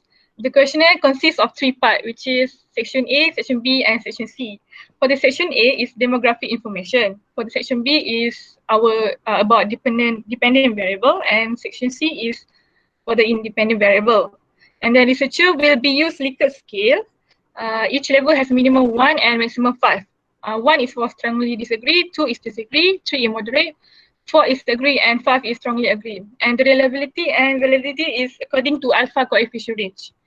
Okay, so next, last but not least, there are 4 types of analysis will use in this study, which are descriptive analysis, reliability analysis from batch alpha, and causal analysis and Pearson correlation. So for the descriptive analysis is to determine demographic profile of respondents. Reliability analysis from batch alpha is to determine the reliability of the questionnaire. For the causal analysis is to examine the impact of social media towards students' academic performance at higher education institutions. And Pearson correlation coefficient is to measure the statistical relationship between 2 constant variables. The hypothesis so developed will be tested using an appropriate statistical analysis procedure to decide it can be accepted or rejected. The null hypothesis is HO and alternative hypothesis is H1. The setting hypothesis used for purpose of to see the significance relationship between dependent variable and independent variable. So that's all from us. Thank you. Doctor. Sharp 15 minit. Tapi dalam sharp 15 minit pun nampak kalut lah. Nampak kalut dan nampak tergesa-gesa macam nak habis cepat. Bukan doktor, ni apa? Ahli kami seorang ni dia tiba-tiba rumah dia blackout. Baru dia cakap, lepas tu dia punya phone tak ada bateri pula. Benda-benda yang you kena hadap masa presentation nanti. Ingat examiner semua orang boleh consider. Sorry doktor.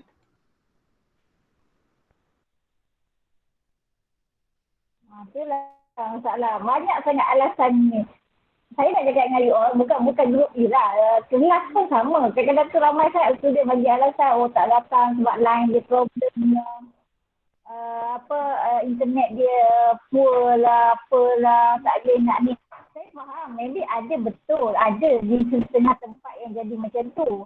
Tapi bila terlalu terlalu banyak sangat excuse ni, dia menyebabkan jadi macam pensyarah dia jadi fobia lah, nak terima macam-macam alasan. Jadi the best is you have to back up. Maksudnya dalam keadaan sekarang ada kawan-kawan you yang isu banjir dan sebagainya, at the end, at the early stage of the presentation, inform awal-awal. Right, today only 3 of us will present. Due to certain reason, due to uncertainty or due to apa blah blah blah blah, one of my group members they cannot attend this presentation. Ataupun you can mention that at least presentation tu one of our group members they have a problem of the internet connection. Right, so kita awal-awal daripada you punya presentation tu supaya dia tidak menampakkan kekurangan. Ini yang saya panggil you have to speak the same language. Jadi bila you tak boleh nak backup you punya kawan you, dia akan nampak macam you work separately which you are selfish.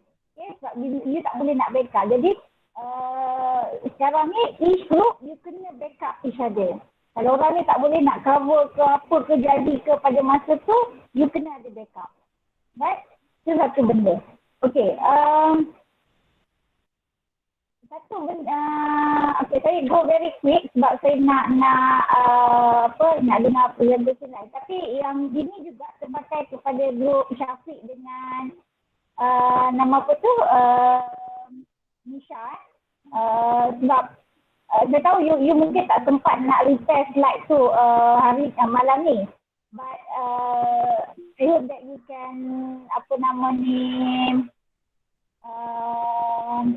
edit lah slide tu right after the presentation. Okay, ini you punya slide you. Jadi apa yang saya nak tegur kat sini? Okay, yang pertama, saya quite impressed. Cantik slide you ni. But somehow, orang akan nampak macam very feminine sangat. Perempuan sangat slide you. Which is, yelah, kebetulan you empat-empat memang perempuan. Okey lah, cantik lah. Tapi kalau buat pertandingan slide kecantik tu, feminine tu dapat dekat you lah. Tapi in term of professionalism tu, dia kurang sikit. Right, because terlalu perempuan sangat. Jadi kalau lelaki yang check slide tu, tak tahulah boleh dapat markah ke tak kan. Right, tapi dia punya background tu is good. Which is dia attractive lah, you punya slide. Okay. Jadi yang saya cakap tadi, the introduction is good. You present your friends, gambar dia, which is, right, this is something that we are looking for. Okay, content, itulah saya kata macam dia macam kebudak-budakan sikit lah dia punya slide ni. Itu saya kata tadi yang dia lebih kepada ada gambar macam ni. Jadi feminine sangat lah kalau you boleh change to very professional slide. Maksudnya infografik yang professional slide. Okay. Yang ini chapter 1, kalau you nak tulis chapter, you tulis chapter 1 or you can say introduction, literature review or research method. Which is good lah. Okay, chapter 1 basically apa yang you kena present untuk kuantitatif ni. Okay, cuma saya rasa kita kena make it macam ni. Either you, Syafiq ataupun Nisha. Each chapter tu saya rasa dalam 2 slide je untuk satu chapter.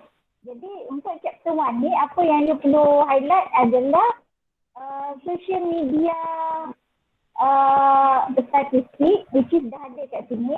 Tapi bila you masukkan, sama juga grup AIDA semua grup, bila you masukkan gambar ataupun statistik, make sure di bawah ni, you letak citation. Daripada mana you ambil sumber ni. Okay, even though dalam slide. Okay, jadi slide ni contohnya you dapat daripada statistik bla bla bla bla. So dekat bawah ni letak citation dia. Contohnya John 2020 contohnya. So make sure ada citation dekat bawah gitu. Okay. Bila you present slide ni, slide yang ada statistik, you can start with macam ni. According to this statistic, okay, ataupun according to this statistic that has been prepared by Motex 2020, it shows that, okay, apa yang you nak highlight tentang statistik tu related to your background of the study. And then you go to the type of social media. So this is the type of social media that will be discussed in this study.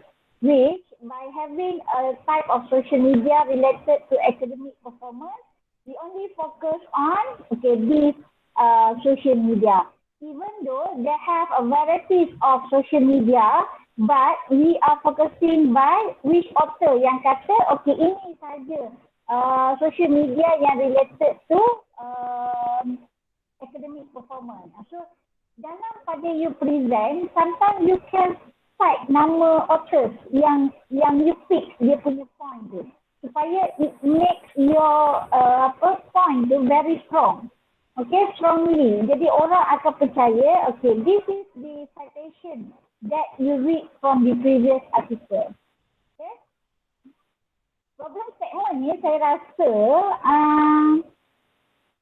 you ada point yang lebih penting dalam thesis tu, tapi saya tak tahu kenapa you tak masukkan. Contohnya, reduce the focus of student learning. You can highlight one of, macam dekat tadi, two point pun cukup. Okay, kalau you kata using social media, sama juga, you letakkan citation. Authors mana yang cakap dengan menggunakan social media, dia boleh reduce student punya learning. So ini isu yang you nak tengok. And then apa lagi isu? Jadi you tunjukkan tu dan daripada study mana yang cakap benda tu. Okay, just make it two issue pun is enough untuk you discuss. Okay, yang ni pun sama, tak perlu ada ni. Okay, significance of the study macam saya cakap tadi, sama juga. Right, untuk chapter 1 tak perlu ada definition of term. Dia akan membuang banyak masa you. Right, kita dah baca dah daripada TCQ, so you don't have to repeat. Okay, so basically dalam chapter 1, apa yang you perlu discuss adalah background of the study, problem statement, research objective dengan significance of the study. Basic, itu saja chapter 1. Okay, chapter 2, literature review ni, bila you put you punya topik ni, do not start with conceptual framework terus basically. Dekat chapter 2 yang kat sini ni, lepas saya cakap ni, you highlight there are 3 independent variable for this study and 1 dependent variable. You boleh lah, you nak tunjuk terus macam ni while you are explaining. Okay je, tak ada masalah. Cuma saya takut nanti you lost you punya memory tu, then you go straight without having a explanation. Sebab dia nak datang ke conceptual framework ni, dia kena datang daripada previous study. Jadi dalam case you, kalau you ada teori, you cerita dulu teori, baru masuk conceptual framework. Okay? So, dia punya flow literature review tu, dia mesti datang daripada what has been discussed by the previous study. Baru you masuk dalam conceptual framework. Okay? So, bila you dah cerita tentang conceptual framework, basically, saya rasa you tak perlu nak masukkan hypothesis dalam slide. Okay, kalau you nak masukkan, dekat sini you kena buat H1, H2 and H3. To show that this is the link between what is the hypothesis. Tapi saya rasa lah, to be safe masa you don't have to put hypothesis dalam slide. Tapi, after you present your conceptual framework, then you can directly link ataupun explain your hypothesis. Based on this conceptual framework, we have developed 3 hypotheses. One, which relate how addiction dengan student performance. Okay, because the previous study mentioned that, ataupun the previous study found that, blah blah blah blah blah. Number 2, time duration. Jadi dalam literature review ni, untuk quantitative, you can do concurrently. Okay, literature, conceptual dengan hypothesis tu boleh berlaku serentak dalam satu IV. Dia tak perlu nak tunggu habis satu, baru nak cerita satu, tak perlu. Right? Jadi apa yang you perlu buat adalah you cerita konsep, you cerita tentang IV you, how addiction ni, apa yang daripada previous tadi, apa yang diorang dah discuss, and then apa yang you masukkan dan kenapa you masukkan. Okay? So yang ni basically tak perlu masukkan dalam thesis, dalam slide ni. Sebab dia akan buang banyak masa. Okay? So chapter 3, if you make it concise, you buat dalam 2 slide saja. Everything put in 1 slide. Macam primary, secondary ni you don't have to explain detail lah. You just buat research method, you focus on quantitative, which ada 2 primary and secondary data. That's it, you cerita macam tu je. You don't have to put detail in your slide. Okay? Target population pun, I think you boleh buat sebelah population and then sampling. You boleh buat macam tu. Jadi straightforward. How many population and based on the yang ni transfer ke slide yang atas tadi. You tak perlu nak repeat the same ataupun sebab benda ni semua dah ada dalam thesis. You don't have to put in your slide anymore. Okay? So reduce yang ni, letakkan semua dalam population ni, make it dia jadi one slide together with research design tadi. Jadi yang tu satu slide. Another slide, you focus on data collection procedure. Okay, data collection procedure ni, you divide by 2. This is procedure, data collection procedure, and then this is data analysis. That's it. So two slides for your method. Okay, research method. Jadi untuk yang data collection procedure ni, dia tak perlulah nak detail. Benda ni semua ni tak perlu ada. In fact, yang ni pun tak perlu ada. Yang ni pun tak perlu ada. Sebab benda tu dah ada dalam thesis. So, apa yang you perlu buat adalah data collection ni, you are going to use online and offline questionnaire. Will be distribute to respondent for within 3 months, for example. So you just take a very important point. What is the procedure for your data collection? And then data analysis, you boleh masukkan yang ni without stating the hypothesis. Tak perlu nak repeat. Okay, sebab you dah explain dekat depan tadi masa dekat framework. Okay. So data analysis ni you focus kenapa you gunakan descriptive analysis. Okay, to get the demographic characteristic of the responder, blah blah blah blah.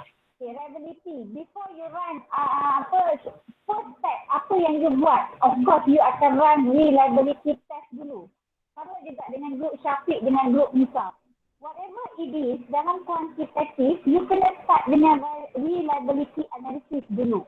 Let's say, you punya apa result reliability analysis? Contohnya, reliable ataupun validity of your item for your questionnaire. Dia bukannya validate you punya questionnaire, tapi dia validate you punya item. Okay? Item tu. Kalau item you tu, contohnya you dapat less than 0.5, dia akan jadi poor. So apa yang berlaku kalau jadi poor? So itu soalan yang you kena ada jawapan. Okay? Sebab examiner akan tanya, kenapa you run reliability test? What is the purpose of running reliability? Kalau dia dapat less than 0.5, you kena run contohnya non-parametric test. Kalau you more than 0.5 and above, you have to use parametric test. Sebenarnya semua kena ada dalam mind you supaya you boleh jawab. Therefore, the purpose of reliability test is to blah blah blah blah blah. Assuming that our data is meet the reliability, therefore we are going to use a parametric test, which we are going to use a causal analysis and peer correlation coefficient. Tapi honestly, saya tak berapa confident causal analysis ni. I'm not expert lah, basically quantitative. Tapi saya cuba untuk memahami daripada mana you all ni. Saya rasa grup you, grup Syafiq dengan grup Nisha pun ada buat causal analysis. Saya nak tahu, is it correct ataupun suitable untuk you gunakan this analysis untuk examine the impact. Examine the impact ni meaning to say you nak examine DV kan? Am I right? Yes, betul. Betul ke? Ya, doktor. Ya. Apa ya, doktor? Sekarang ni you ada 3 objektif. Betul? Betul. Okay, maksudnya objektif you nak determine the impact, how time dengan impact of friends ni, you akan gunakan Pearson correlation. Jadi untuk keseluruhan, untuk you nak melihat impact of social media toward academic performance ni, adakah you perlu gunakan causal analysis?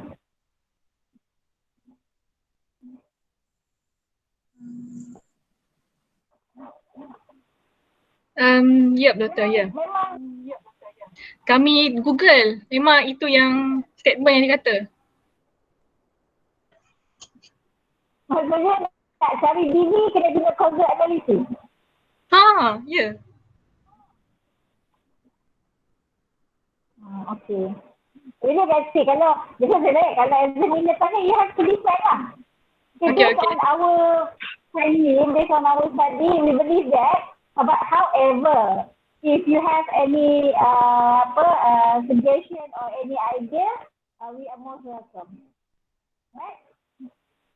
Okay, doktor. Okay, yang pertama, Thank kita ada you. conclusion dulu. Okay, thank you. Okay, doktor. Alright, thank you. Next. I will present it.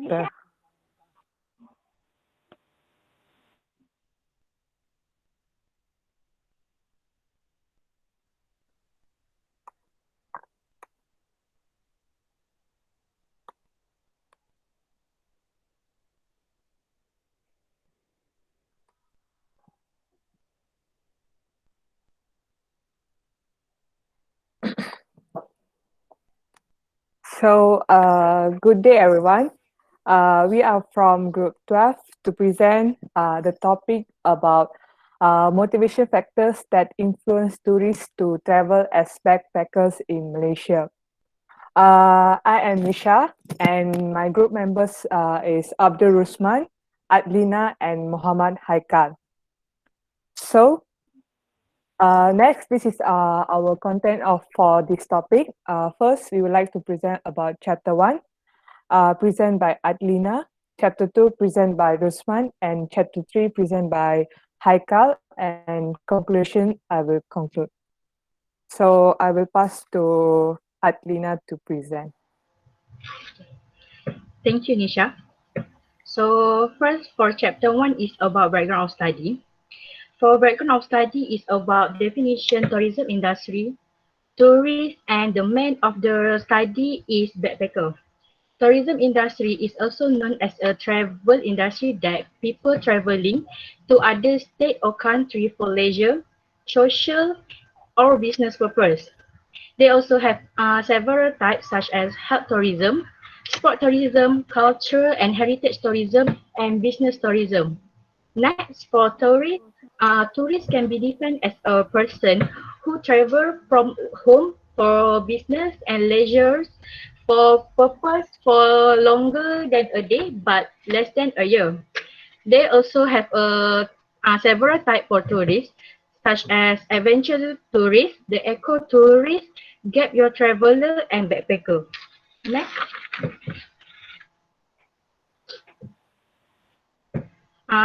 The main for this study is backpacker. First, backpacker can be defined as independent traveler, budget travel, and low cost.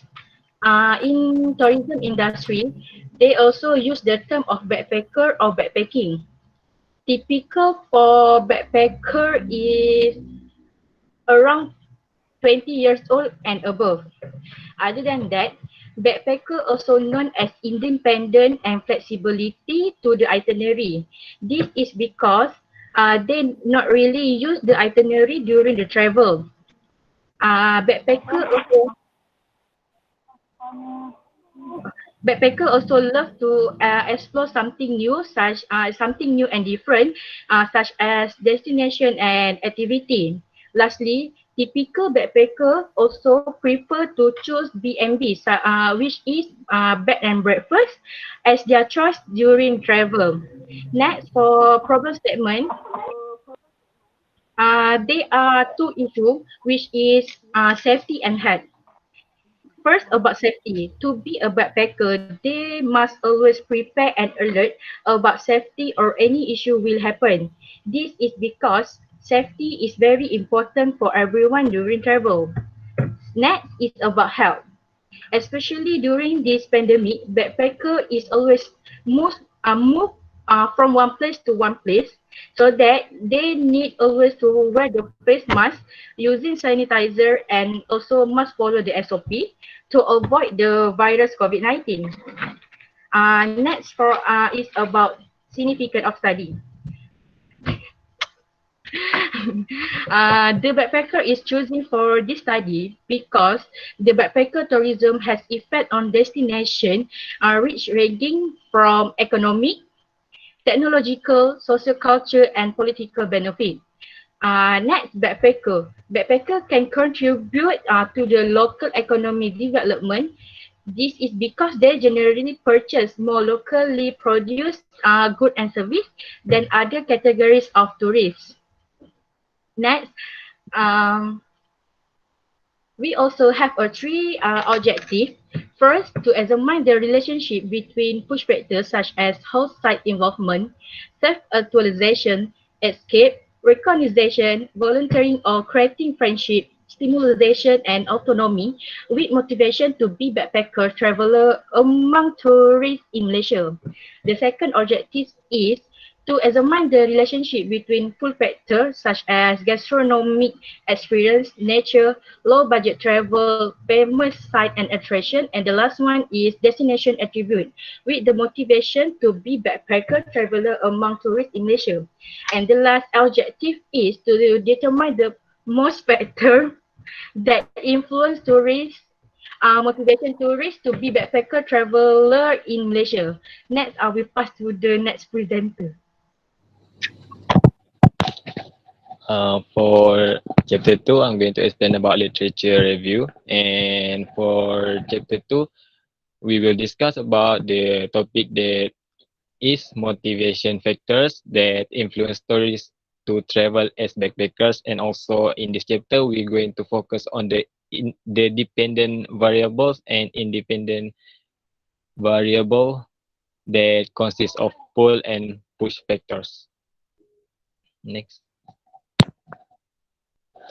And for the first factors, there is push factors. There are 7 type of factors. That is, the first one is host site involvement. And for the host site involvement means a backpackers travel to learn a new culture or a culture that they can experience in their own places. And for the second one is self-actualization. Self-actualization means to be better of myself, or to travel to be a better person of ourselves. And the third factors is escape.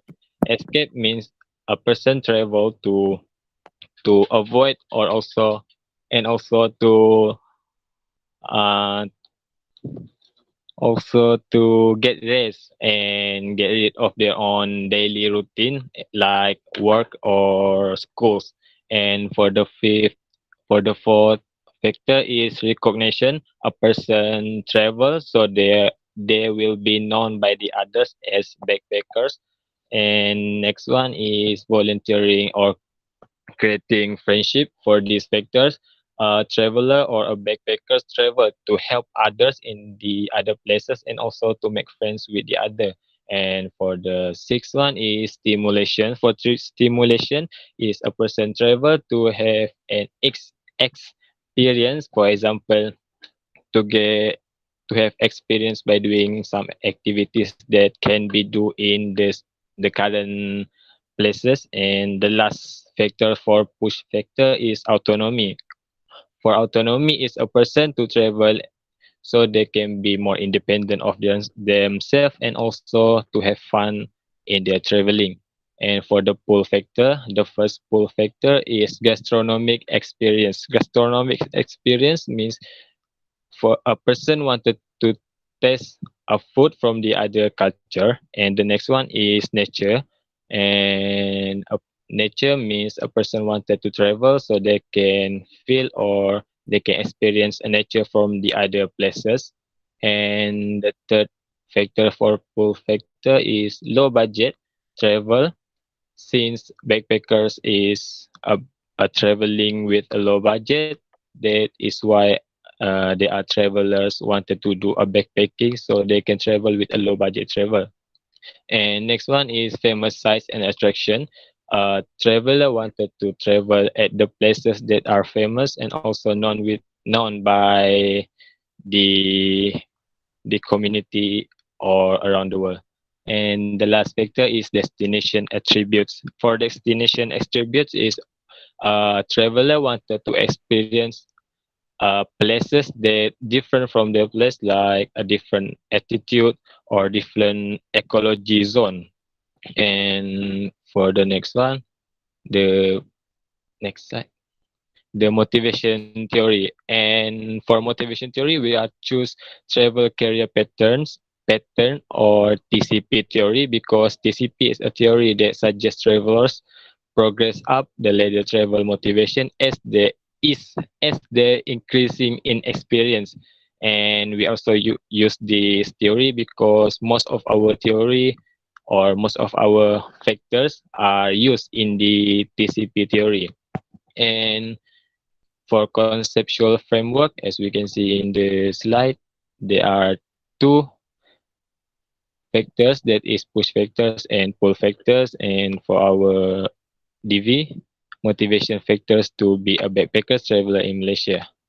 Next, I'm going to pass to our next presenter. Okay, thank you, Rusman. Okay, for the chapter 3, there is research methodology. Okay, basically this chapter will describe the methodology of analysis used to complete the report. Moving on to the research design. Okay, for the research design, quantitative research has been chosen as a research design for this study. Okay, quantitative can be applied because researcher wants to find the data about the push factor and pull factor to be backpacker traveler, and also researcher want to determine the most factor that influence tourists to travel as a backpacker traveler in Malaysia. Furthermore, the researcher also want to know what made them want to travel as a backpacker. Okay, next slide is for target population. Okay, the target population in this study are backpacker in Malaysia, which are in Facebook page on backpacking, such as Backpacking Buddies Malaysia and Malaysian Backpackers, and in Instagram page, such as Malaysian Backpacker, which is more than 10,000 backpackers. Okay, this study only include Malaysian citizens as a target population because researcher only want to know about the motivation factor that influence to travel as a backpacker by Malaysian. Okay, for the sample size, in this study, the selected sample will consist of 200 backpackers to represent the entire population of backpackers in Malaysia. For the sampling method, in this research, the sampling method that will be used is non-probability sampling. The type of non-probability sampling is convenience sampling. This type of sampling is a non-random sampling where member of the target population that meets certain particular criteria such as easy accessibility, geographical proximity, ability at a given time, or the willingness to participate are included for the purpose of the study. Okay, moving on to the data collection procedure. Okay, for the data collecting procedure, before researcher conduct the real data collection process, researcher will apply the pilot study in this research in order to get the result before conduct the main data collection. Okay,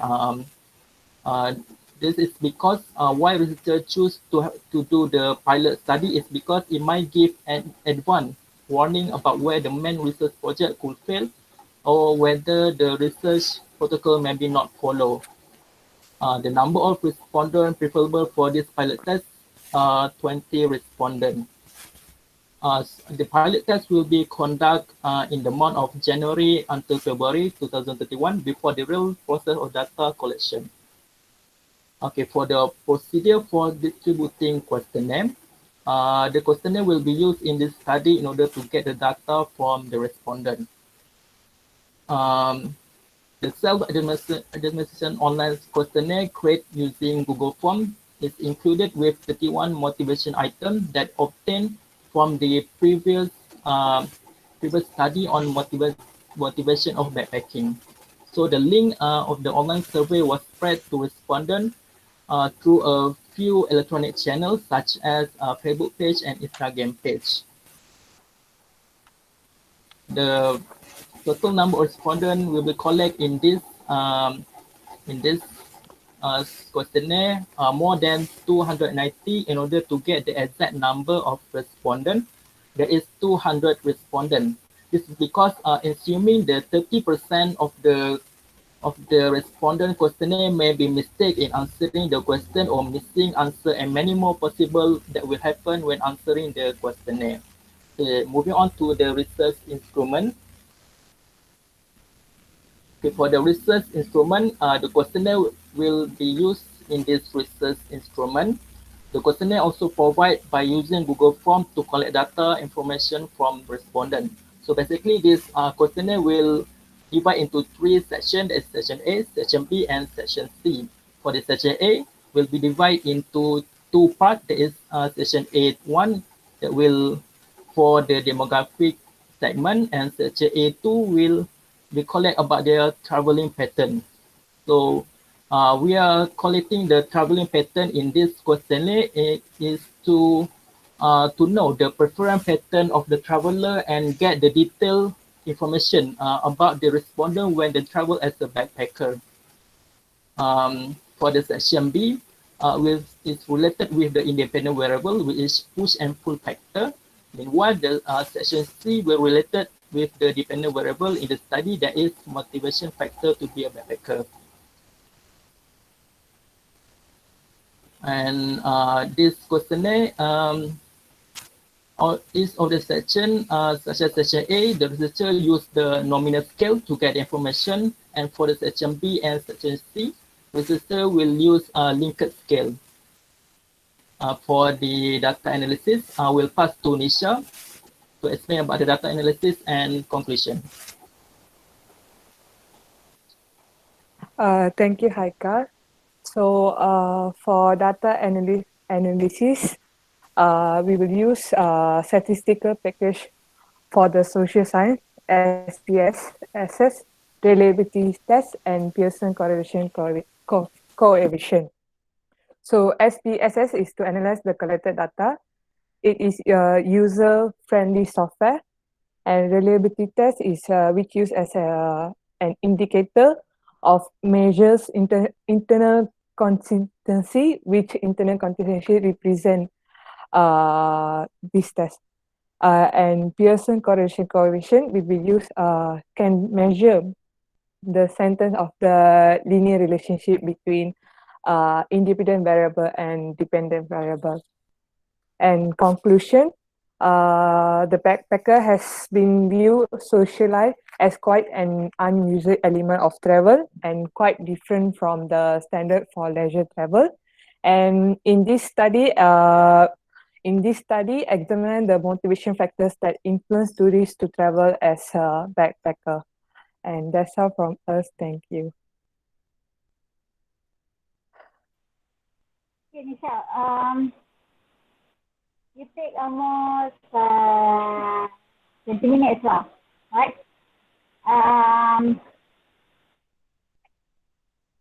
From your presentation tu, mana slide ya? Okay, apa yang saya nak highlight, very quick comment is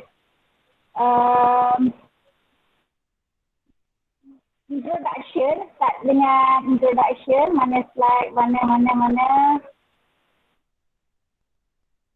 Saya tiba-tiba rasa lapar, banyak sangat bercakap dengan you all ni. So, untungnya grup yang last ni.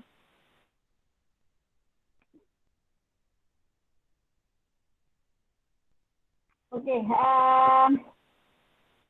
sebenarnya, saya lupa nak beritahu daripada awal. During your presentation tu, you jangan terlalu straight.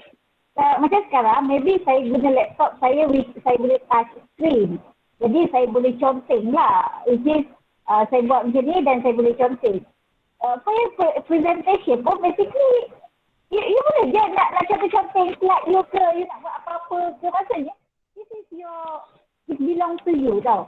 Jadi you can make this presentation ni something interesting lah untuk didengari. Okay, untuk didengari. Jadi untuk you punya slide ni, presented ni saya tak ada masalah kalau you nak buat macam ni. Kalau you nak letak gambar you macam grup Nabila tadi pun, it's okay. It's up to you, right? Content of the slide, okay. Which is acceptable lah. Okay, cuma yang part ni, background of the study ni, apa yang you kena highlight adalah, yes, what is backpackers and what are the type of backpackers. What are the difference between backpackers and solo traveling? Okay, solo travel. So, benda tu je yang you kena explain. Okay, you tak perlu nak detail what is health tourism, sport, semua ni tak perlu. Buat masa je. Right? So, kalau dia kata, okay, a person who are travel, okay, what is backpacker? Tiga benda tu je you explain tentang background of the study. Definition ni tak perlu nak detail out macam ni. You briefly explain sebab dekat first slide tadi pun dah ada definition of backpacker. Okay? You nak masukkan gambar-gambar macam ni, okay. Saya tak ada masalah. Maksudnya dia cuma arrangement of slide tu jangan bagi terlalu cacah merbah. Okay? Make it simple, clear and concise. Okay, slide ni yang saya agak saya tak puas hati sebab saya confuse program segment kat sini, tiba-tiba safety kat sini, tiba-tiba significant kat sini, help kat sini. Dia punya information tu jadi it quite confused untuk readers. So kalau you nak buat in one slide, either you can put it in two section lah. Either you nak buat macam ni pun boleh. Okay, ataupun you nak divide by horizontal or vertical. Okay, jadi make it clear lah. What is the issue and then what is the typical. And then try to reduce wording macam ni lah. What short point and then you explain. Okay, right. Research objective, okay. Typical tadi you dah cakap, okay, research objective. And then you go to literature review. Literature review ni saya rasa Rosman tadi kot. Sama juga pada Syafiq, you kuat meleret. You bercakap macam orang nak bercinta pun ada. Sampai saya rasa saya mabuk dengar suara you. Terlalu romantik dalam malam-malam gini. You jangan cakap terlalu slow macam tu. Right? You be energetic lah orang cakap. So today I'm going to discuss about the literature review. Since our topic is related to motivation, I think all of you are quite interested to know what is the basic theme of the motivation. Yeah, so you make it simple and then you make it easy in the story punya storytelling punya issue. So apa yang you perlu discuss dekat literature review is what is motivation and what is the theory of motivation. That's it. And then last kali tu saya rasa you masuk dalam framework. Sama juga dengan grup Nabila dengan grup Syafiq. Jadi tak perlu nak cerita banyak, panjang lebar, benda ni semua tak payah cerita detail pun. You cuma cerita, okay, dalam motivation, it is well known. Okay, it is well known. When we talk about motivation, there are only two factors, which is pull factor and push factor. Simple. For the sake of this study, we are going to focus on 7 elements under push factor, while 5 elements in pull factor. Right? This factor will be discussed in the following section. Contohnya kalau you nak discuss dekat framework you. Pun cukup. You tak perlu nak explain detail. Right? So, conceptual framework ni, kalau boleh, tak payah kalau boleh lah, memang you kena baiki balik. You letakkan yang ini ni, you edit framework ni, jadikan dia dalam bentuk IB, push factor, apa dia elemen-elemen dia, and then pull factor, apa dia elemen-elemen dia, and then this is the motivation to be a backpacker. So you make it in one slide, and then this is page 1, this is page 2. Okay, and then you further explain. That's it. You tak perlu nak buat terlalu banyak slide ke whatsoever ke, tak perlu. Right?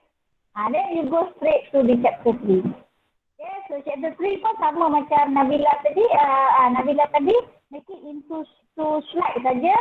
Research design and sampling. Okay, tak perlu nak detail out one by one ke, tak perlu. Kita what is your target population ni. Okay, cuma Nisha, your problem kalau you ingat saya punya comment is how to get the population of your study. You tak ada kan statistik kan? Ada ke tak ada? Angguk dia ada ke tak ada? Tak ada doktor, tak ada. So bila tak ada, yes, you are going to use non-probability sampling. That's why dekat target population ni you kena cerita there is no exact statistic mention or declare the numbers of backpackers in Malaysia. Therefore, macam mana you nak dapatkan responden you tu? Yang tu yang you kena cerita. Okay, contohnya daripada website of backpackers contohnya. So macam mana you nak dapatkan responden you? Itu yang you kena explain. Macam mana, kenapa you declare dia tidak ada population dan akhirnya bawa kepada non-probability sampling. Benda tu yang you kena explain. And then how you are going to target 200 backpackers. Macam mana? Explain benda tu pun cukup. Saya tak perlu nak buat terlalu complicated sangat sebab all of you kena faham macam ni tau. lagi banyak information you buat dalam slide, lagi banyak benda yang akan membunuh you. Sebab kita akan tanya soalan based on apa yang you present dalam slide dan apa yang you explain. That's why when you explain, normally kita tak akan tanya dah soalan tu. Tapi kalau you tak explain, benda tu yang kita tanya. So Nisha, get prepare soalan untuk kumpulan you ni. Kalau saya akan tanya macam tu lah. Why? How you declare that there is no statistic for the backpackers and how you define your method is done probability sampling. Yang tu yang you kena jawab. Memang ataupun sebelum dia tanya, you explain siap-siap. Okay? And then convenient is equal to simple random sampling. Group Nabila tadi you buat simple random sampling. So you have to define. Kenapa you gunakan simple random? Kenapa you tak gunakan cluster random sampling for example. So itu isu-isu ataupun soalan-soalan yang akan ditanya. Okay? Prosedur ni pun sama macam saya cakap tadi. Satu slide prosedur ni you combine dengan data analisis. Tak perlu buat dia semua ni detail apa semua tu tak perlu. Questionnaire jangan cerita chapter section A ada berapa banyak, tak perlu. Okay, you just cerita that you are going to use questionnaire offline and online. And then in the questionnaire there are 3 sections, section A, section B, section C. Cukup, tak perlu nak detailkan dan sebagainya. Okay, research instrument ni pun you just explain dia, tak perlu nak buat detail benda ni sebab kita dah ada dalam tu. Data analisis ni, okay, you buat dalam bentuk objektif macam Nabila tadi lah senang. Mula-mula start dengan reliability test, lepas tu deskriptif untuk tengok demographic profile, and then RO1, RO2, RO3, okay, apa analisis yang you akan guna. That's it. Itu data analisis. Next, conclusion. Thank you. Boleh? Rearrange balik you punya Boleh, slide Doktor. and then Thank you. arrange balik you punya presentation tadi. Siapa yang expert chapter 1, chapter 2 and chapter 3. At the end, you have to speak the same language. Okay, Doktor. Alright, thank you. Next, last. Sambil you dengar saya membebel, you tengok kawan-kawan you present, you can edit you punya slide. Jangan buat masa duk tunggu, duk makan, duk layan ni, buat terus.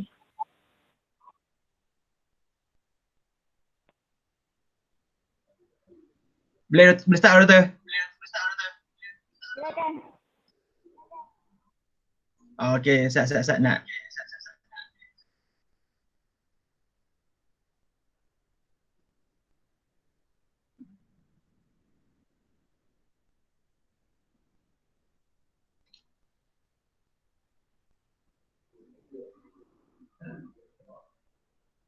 Semua nampak slide tak? Nampak.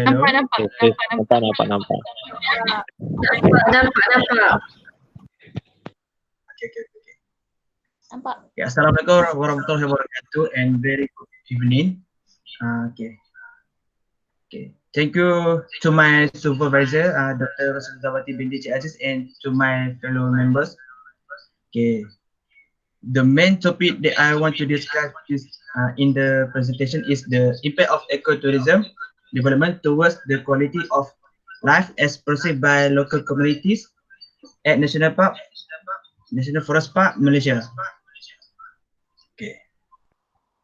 Okay, first of all, I would like to introduce my group members. My name is Muhammad Syafiq bin Nawawi. Firdaus. My name is Ahmad Firdaus Ahmad Razi. My name is Nur Afifa Devi Abdul Rashid.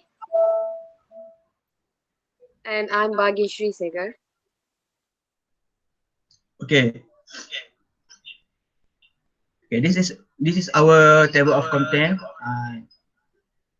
Introduction. Chapter 2 is literature review, and chapter 3 is methodology.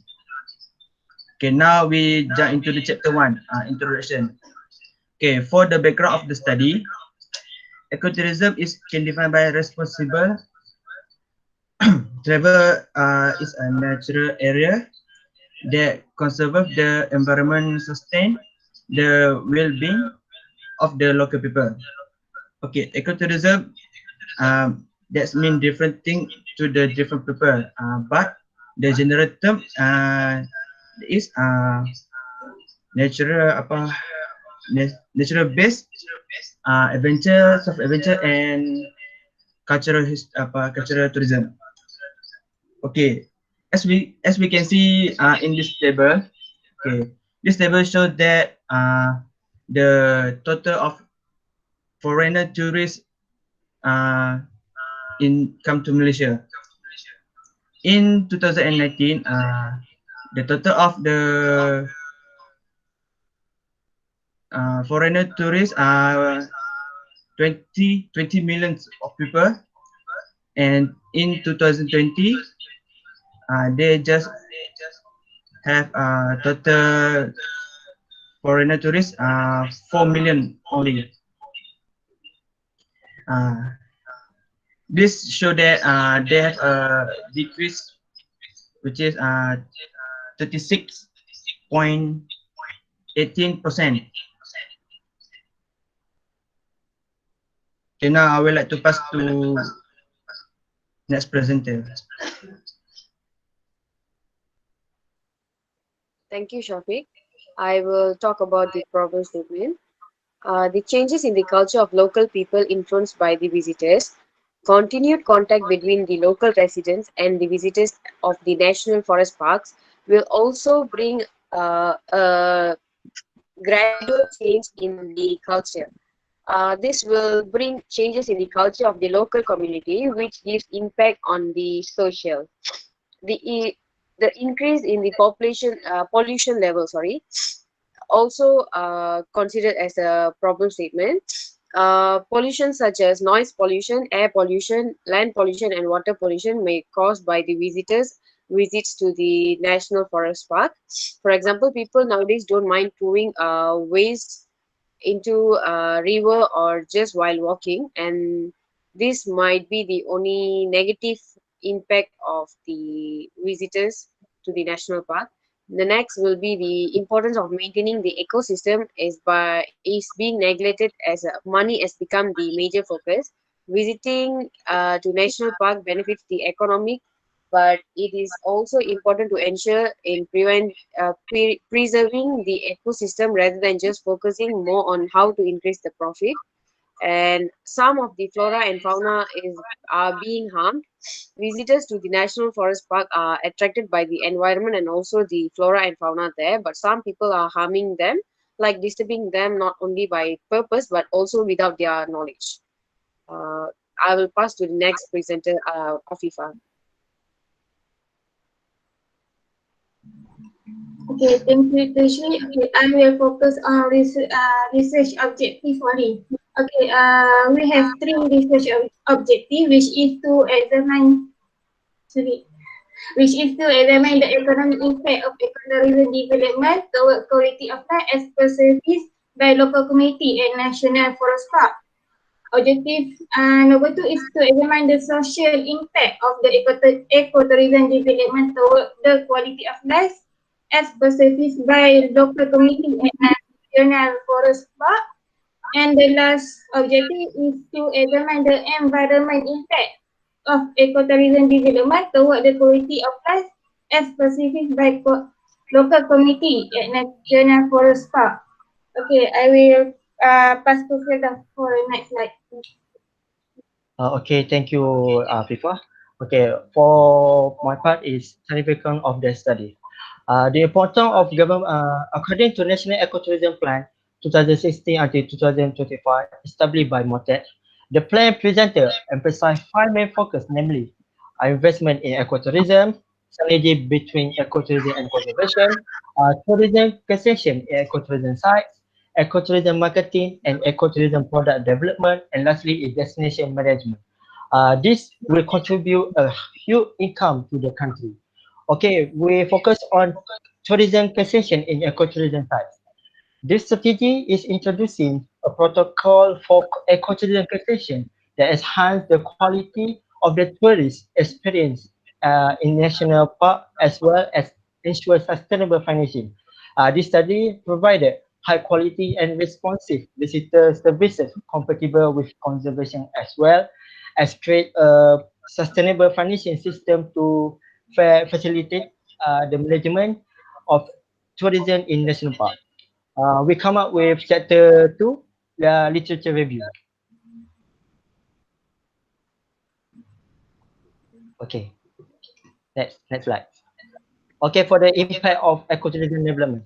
The impact of ecotourism development such as economy, social culture, and environment, which in turn can contribute to change in the livelihood and the welfare of the community in the area. It is also influencing the factor of the ecotourism development in every country. Okay, ecotourism development provide opportunity for the local communities in business, personal and community development in the development phase. This can ensure long-term implementation in tourism operation that provide employment opportunities, eradicate poverty, and improve social services to the local community. And lastly, is ecotourism development will have a positive impact on other aspects in community development. This is because development will create a flow of money into space tourism, leading to the development aspect to the local community. Next slide. Okay, for the impact of ecotourism to quality of life, there are four impact. First is material well-being. Material well-being is defined in terms of satisfaction with a range economic concerns such as government handling of the economy, tax, the cost of basic necessity, household income, and standard of living. If all is well implemented, this can ensure the quality of life or well-being in a local area will be guaranteed. For the emotional well-being, it can spending our life much better. The satisfaction with the emotional well-being variable are important aspect to the overall satisfaction of quality of life among the local community.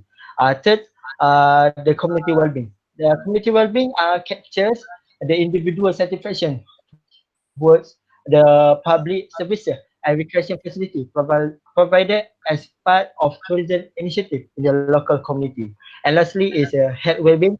Health well-being refers to the satisfaction of an individual towards pupil health and environment due to tourism initiative. Next slide. Okay, we go to the economic impact quality of life, especially by local community. There are five impact that we focus.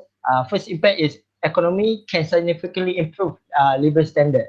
This is because quality of life is something subjective and each individual has different needs. Second is ecotourism at the development of small and medium enterprise in ecotourism development side. This has helped the local community to run their business with the development of ecotourism in the area. Next, impact the provision of good transport facilities and infrastructure. This can help the local generating income by making rentals such as cars, motorcycle, boats, and other transportation to tourists. Besides that, generate income and local consumption. Ecotourism development activities have an impact in providing sustainable employment to the local communities and ensure that the younger generation will to continue have a job. And lastly is culture and environment product an economic resource to the local community. For example, a national park Kuala Tahan, Pahang, have attract domestic and foreign tourists to feel and enjoy the beauty of the environment and future found in the national park. This has led uh, to an increase in providing infrastructure facilities and local communication systems are becoming more sustainable. Okay, we go to the next presenter.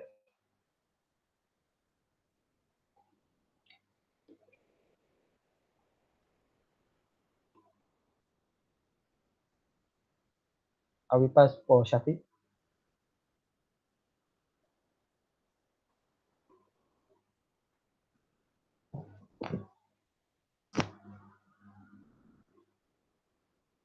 Next presenter, Shafiq. buka mic. Astaga. Sorry. Tak buka mic. Okay, next is the social cultural impact towards quality of life as perceived by local communities. Okay. First is increased local infrastructure and communication facilities. Government should provide such as a road, electricity, and water supply, services, telecommunication, such as public telephones, transportation facilities, and so on. Okay. This is a very good social local communities can increase the master of the using foreign language such as English. There is a good combination between the two parties. It can make it easier to the local communities to interact with foreigner tourists and easy to give them direction. Okay. Second is can reveal perceptiveness of on the history of local communities, flora and fauna. This is will encourage the local communities and tourists to appreciate and receive benefit from cultural and natural assets. Okay, the third is interaction between tourists and the host community. This is will bring the enhancement in the system or behavior. This is bring the changes in system and behavior and threatens it will frequent change in community structure, family relationship, collective traditional lifestyle, ceremony, and morals. Okay, next, environmental impact towards quality of life as perceived by local communities. Okay, first, influence people perspectives. It will appreciate the environmental value of the natural path in improve air quality and reduce pollutions. Okay, two, understanding. Ya, Doktor? 15 minit. Can you skip literature reviews direct to chapter 3? Okay. Boleh. Okay, we come up with statistical methodology. For the research design, for this study, our group used quantitative research design, and the type of quantitative research design is survey research. This study used survey research to collect data from the respondent. The data obtained for this from this random sample were then analyzed and presented with descriptive statistics and significance tests. That's all from.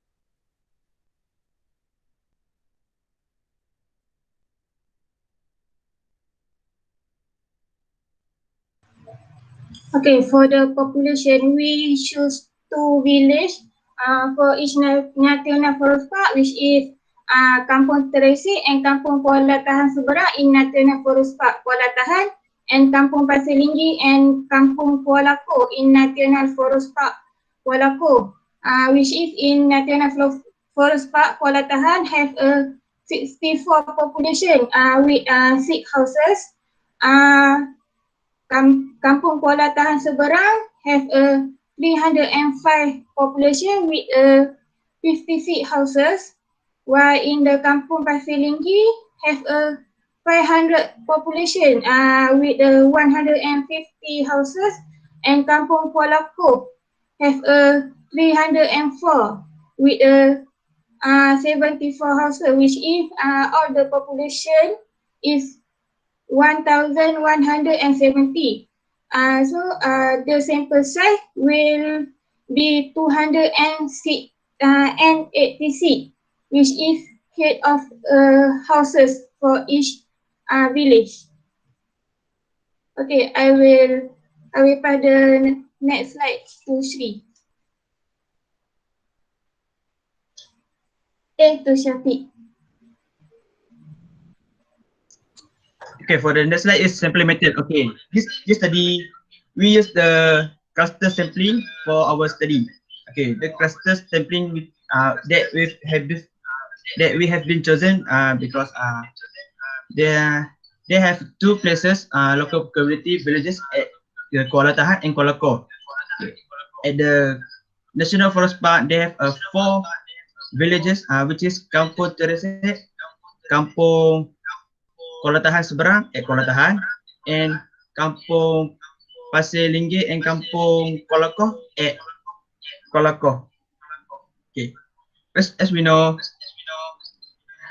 researcher use this cluster sampling if to divide the population, which is 1,173 people of the national park into the cluster of village between National Forest Park with National Forest Park Koloko with 586 population and in the Koloko 587 population. Okay, after that, we will divide the total of the respondent, which is 286 community household into a 4 village, which is 143 respondent household from 2 villages in Kuala Tahan and 143 household respondent from 2 villages in Kuala Ko. Now this sampling method that we use setup because the sample is the right place and very related with this study. Okay. For the data collection procedure, we use quantitative research in quantitative research that we use primary data and secondary data. Okay, primary data, we use the questionnaire in Google form that we provide to the respondent in the villages at Kuala Ko and Kuala Tahan. Okay, in the questionnaire Google form, we ask the villages about activity ecotourism that cost to the quality of life and the impact of the ecotourism development in economy, social, and environment. For secondary data, we use the journal report, article, and website to support for this study. Okay, for the time frame to collect data, we took 3 to 6 months to ensure all local community answer the question and respond to the question while during the interview. Okay, for the pilot test, we use this pilot test because we want to ensure that we get more.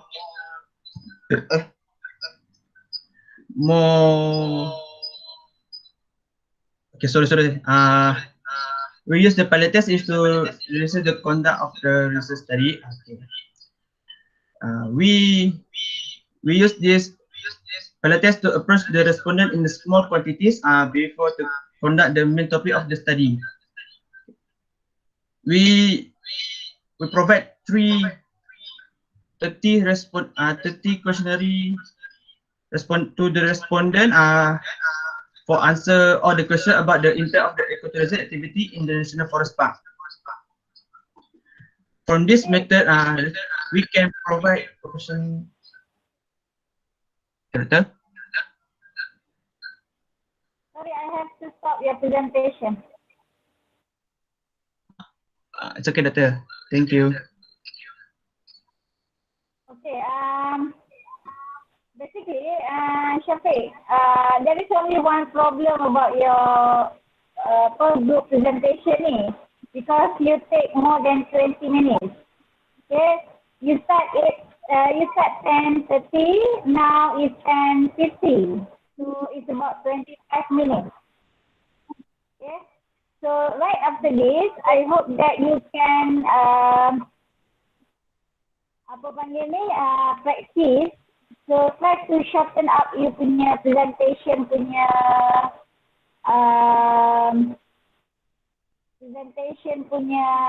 timing tu.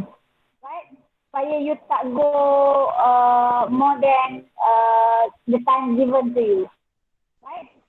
So I give you, I go very quick, but before that, let me comment in terms of the arrangement of your presenter between one chapter to another chapter. Saya rasa maybe you design atau you arrange your presentation to based on siapa yang buat part ni dia kena present. Am I right?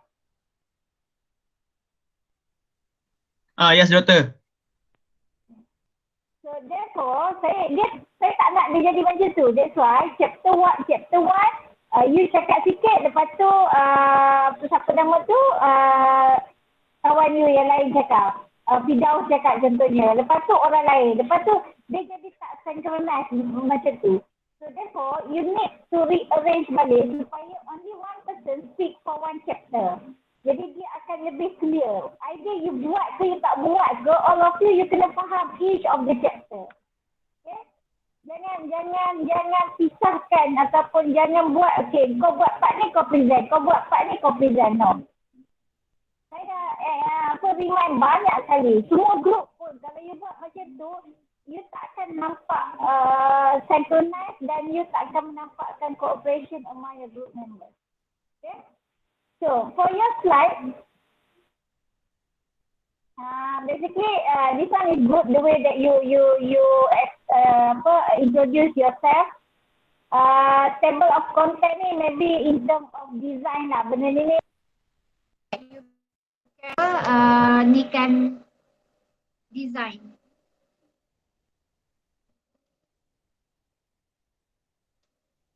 Sekejap. Saya ada on call. Okay, so yang design je lah sebab saya tak tahu apa fungsi benda dalam buka kat tengah. Right? Then you go to chapter 1. I think this one sama macam saya cakap tadi, jangan design lebih besar daripada konteks. So apa yang you perlu cerita background of the study, what is the definitions of ecotourism, what is the current status of ecotourism. Mungkin you boleh masukkan yang that cluster of ecotourism. Just masukkan dia punya gambar tu benda tu dia panggil apa, pictures tu dekat sini and explain what is ecotourism. Okay. Right. Problem statement ni kalau boleh you make it clear in term of dia punya point tu. Kalau boleh you buat lah, there are 4 issue ke 2 issue ke, so you explain on that particular ni. Yang ni pun sama, buang satu and then besarkan ataupun restructure dia punya design.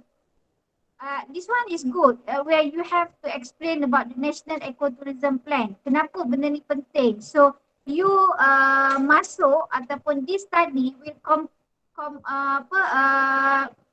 fulfill one of the criteria ke whatsoever. So you tengok what is the significance of your study based on the. But before that, sebelum you nak cerita tentang significant, you have to explain what is exactly the National Ecotourism Plan. Siapa yang buat dia, bila dia establish, what is the main objective of this NEP. Okay, you kena explain benda tu dulu. Okay, yang chapter 2 ni you ambil masa lama sangat. I think lebih kurang dalam 10 ke 15 minit untuk literature review. Jadi apa yang you perlu buat untuk literature review, make it in 1 or 2 slide only on literature review is talking about what is, when we talk about impact ni, apa impact dia? There are 3 impact. So basically you akan cerita economic impact, social impact and environmental. Very brief and quick, what is economic, what is social, what is environmental. That's it. So yang lain-lain ni tak perlu detail outkan benda ni. You just you just beritahu one by one je. For DV and IV ni contohnya for economic there are 1, 2, 3, 4, 5. 5 item that will cover in economic impact. So you tak perlu nak buat one by one slide, you just buat make it in 1 or 2 slides saja which comprise IV and DV information. Okay. And then last kali tu you masukkan conceptual framework without stating the hypothesis. Hypothesis tu you just explain saja. Alright.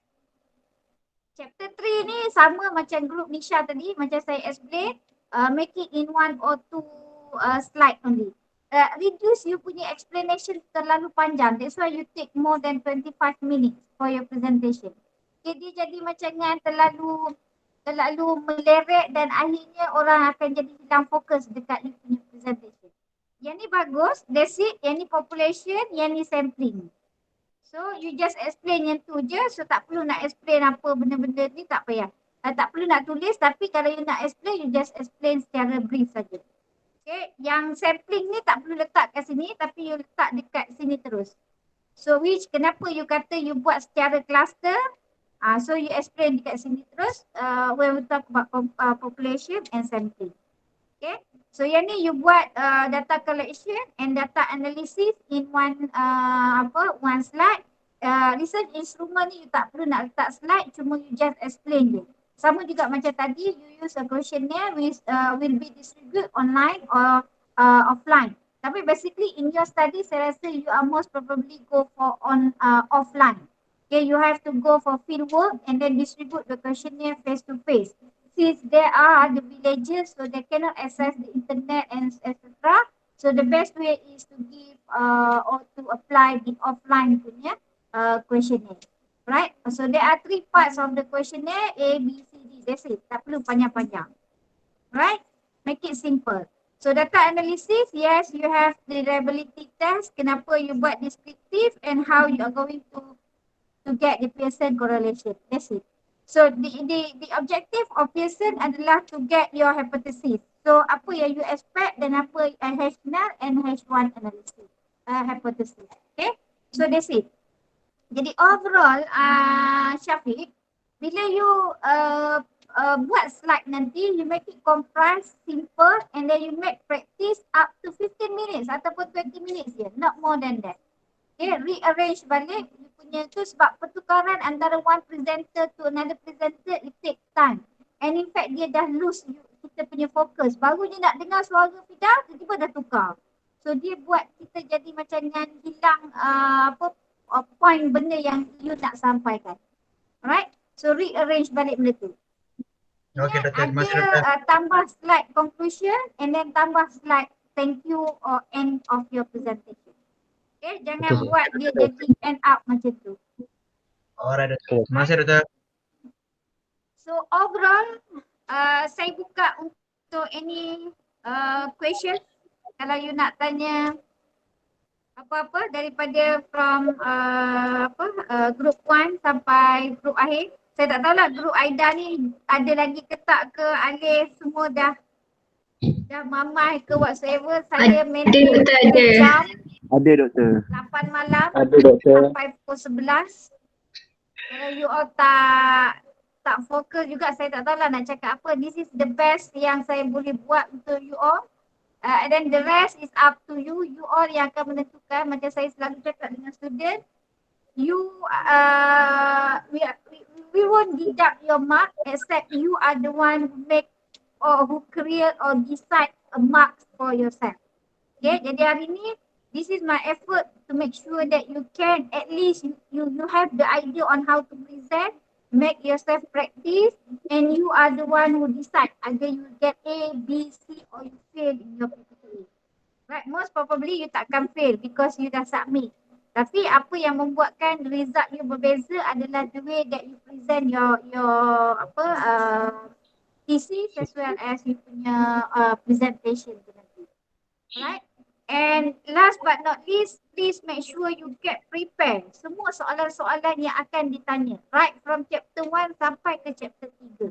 Jangan terkejut, banyak soalan-soalan yang di luar dugaan akan ditanya. Jadi apa yang saya boleh bagi apa dipanggil ni, tips dekat sini adalah you jawab what, apa yang you buat, why, kenapa you buat, how, bagaimana you buat, bila you buat, when, and last is di mana you buat. 5 benda ni you ada jawapan, you akan senang untuk jawab. Alright? So put yourself clearly understand on the content of your research and then be confident, relax, dan jangan kejar masa. Right? Bila you terlalu kejar masa pun tak bagus, bila you terlalu meleret pun tak bagus. So the way of presentation is to make sure that you are proud to your research and you are excited to share about the idea of your research. Itu saja. Boleh semua? So kalau Boleh, tak ada Doktor. apa-apa, thanks to your attention, your efforts tonight. And I wish you good luck for your presentation as well as for your thesis punya submission. I thanks a lot for your effort. Saya tahu daripada awal it's quite challenging for you untuk nak produce this kind of thesis within 14 weeks or more or less I think 12 weeks basically. Tapi you have done a good job. You all memang superb. Saya tahu ada kelemahan masing-masing and in fact saya pun I'm not the perfect one to supervise you but you put your effort untuk belajar dan terus belajar. Okay, this is not for me but this is for you, for your future. So research as I mentioned is a continuous learning. Make yourself understand supaya you boleh go for another stage of your education which is you boleh buat master and you boleh buat PhD. Right, with that thank you so much. Assalamualaikum warahmatullahi wabarakatuh. Saya akan share video ni dalam YouTube. Nanti saya akan bagi link kalau you nak recap ke nak buat whatsoever you punya video. Right. Thank you. Assalamualaikum warahmatullahi wabarakatuh. Thank you, Doctor. Thank you so much. Thank you.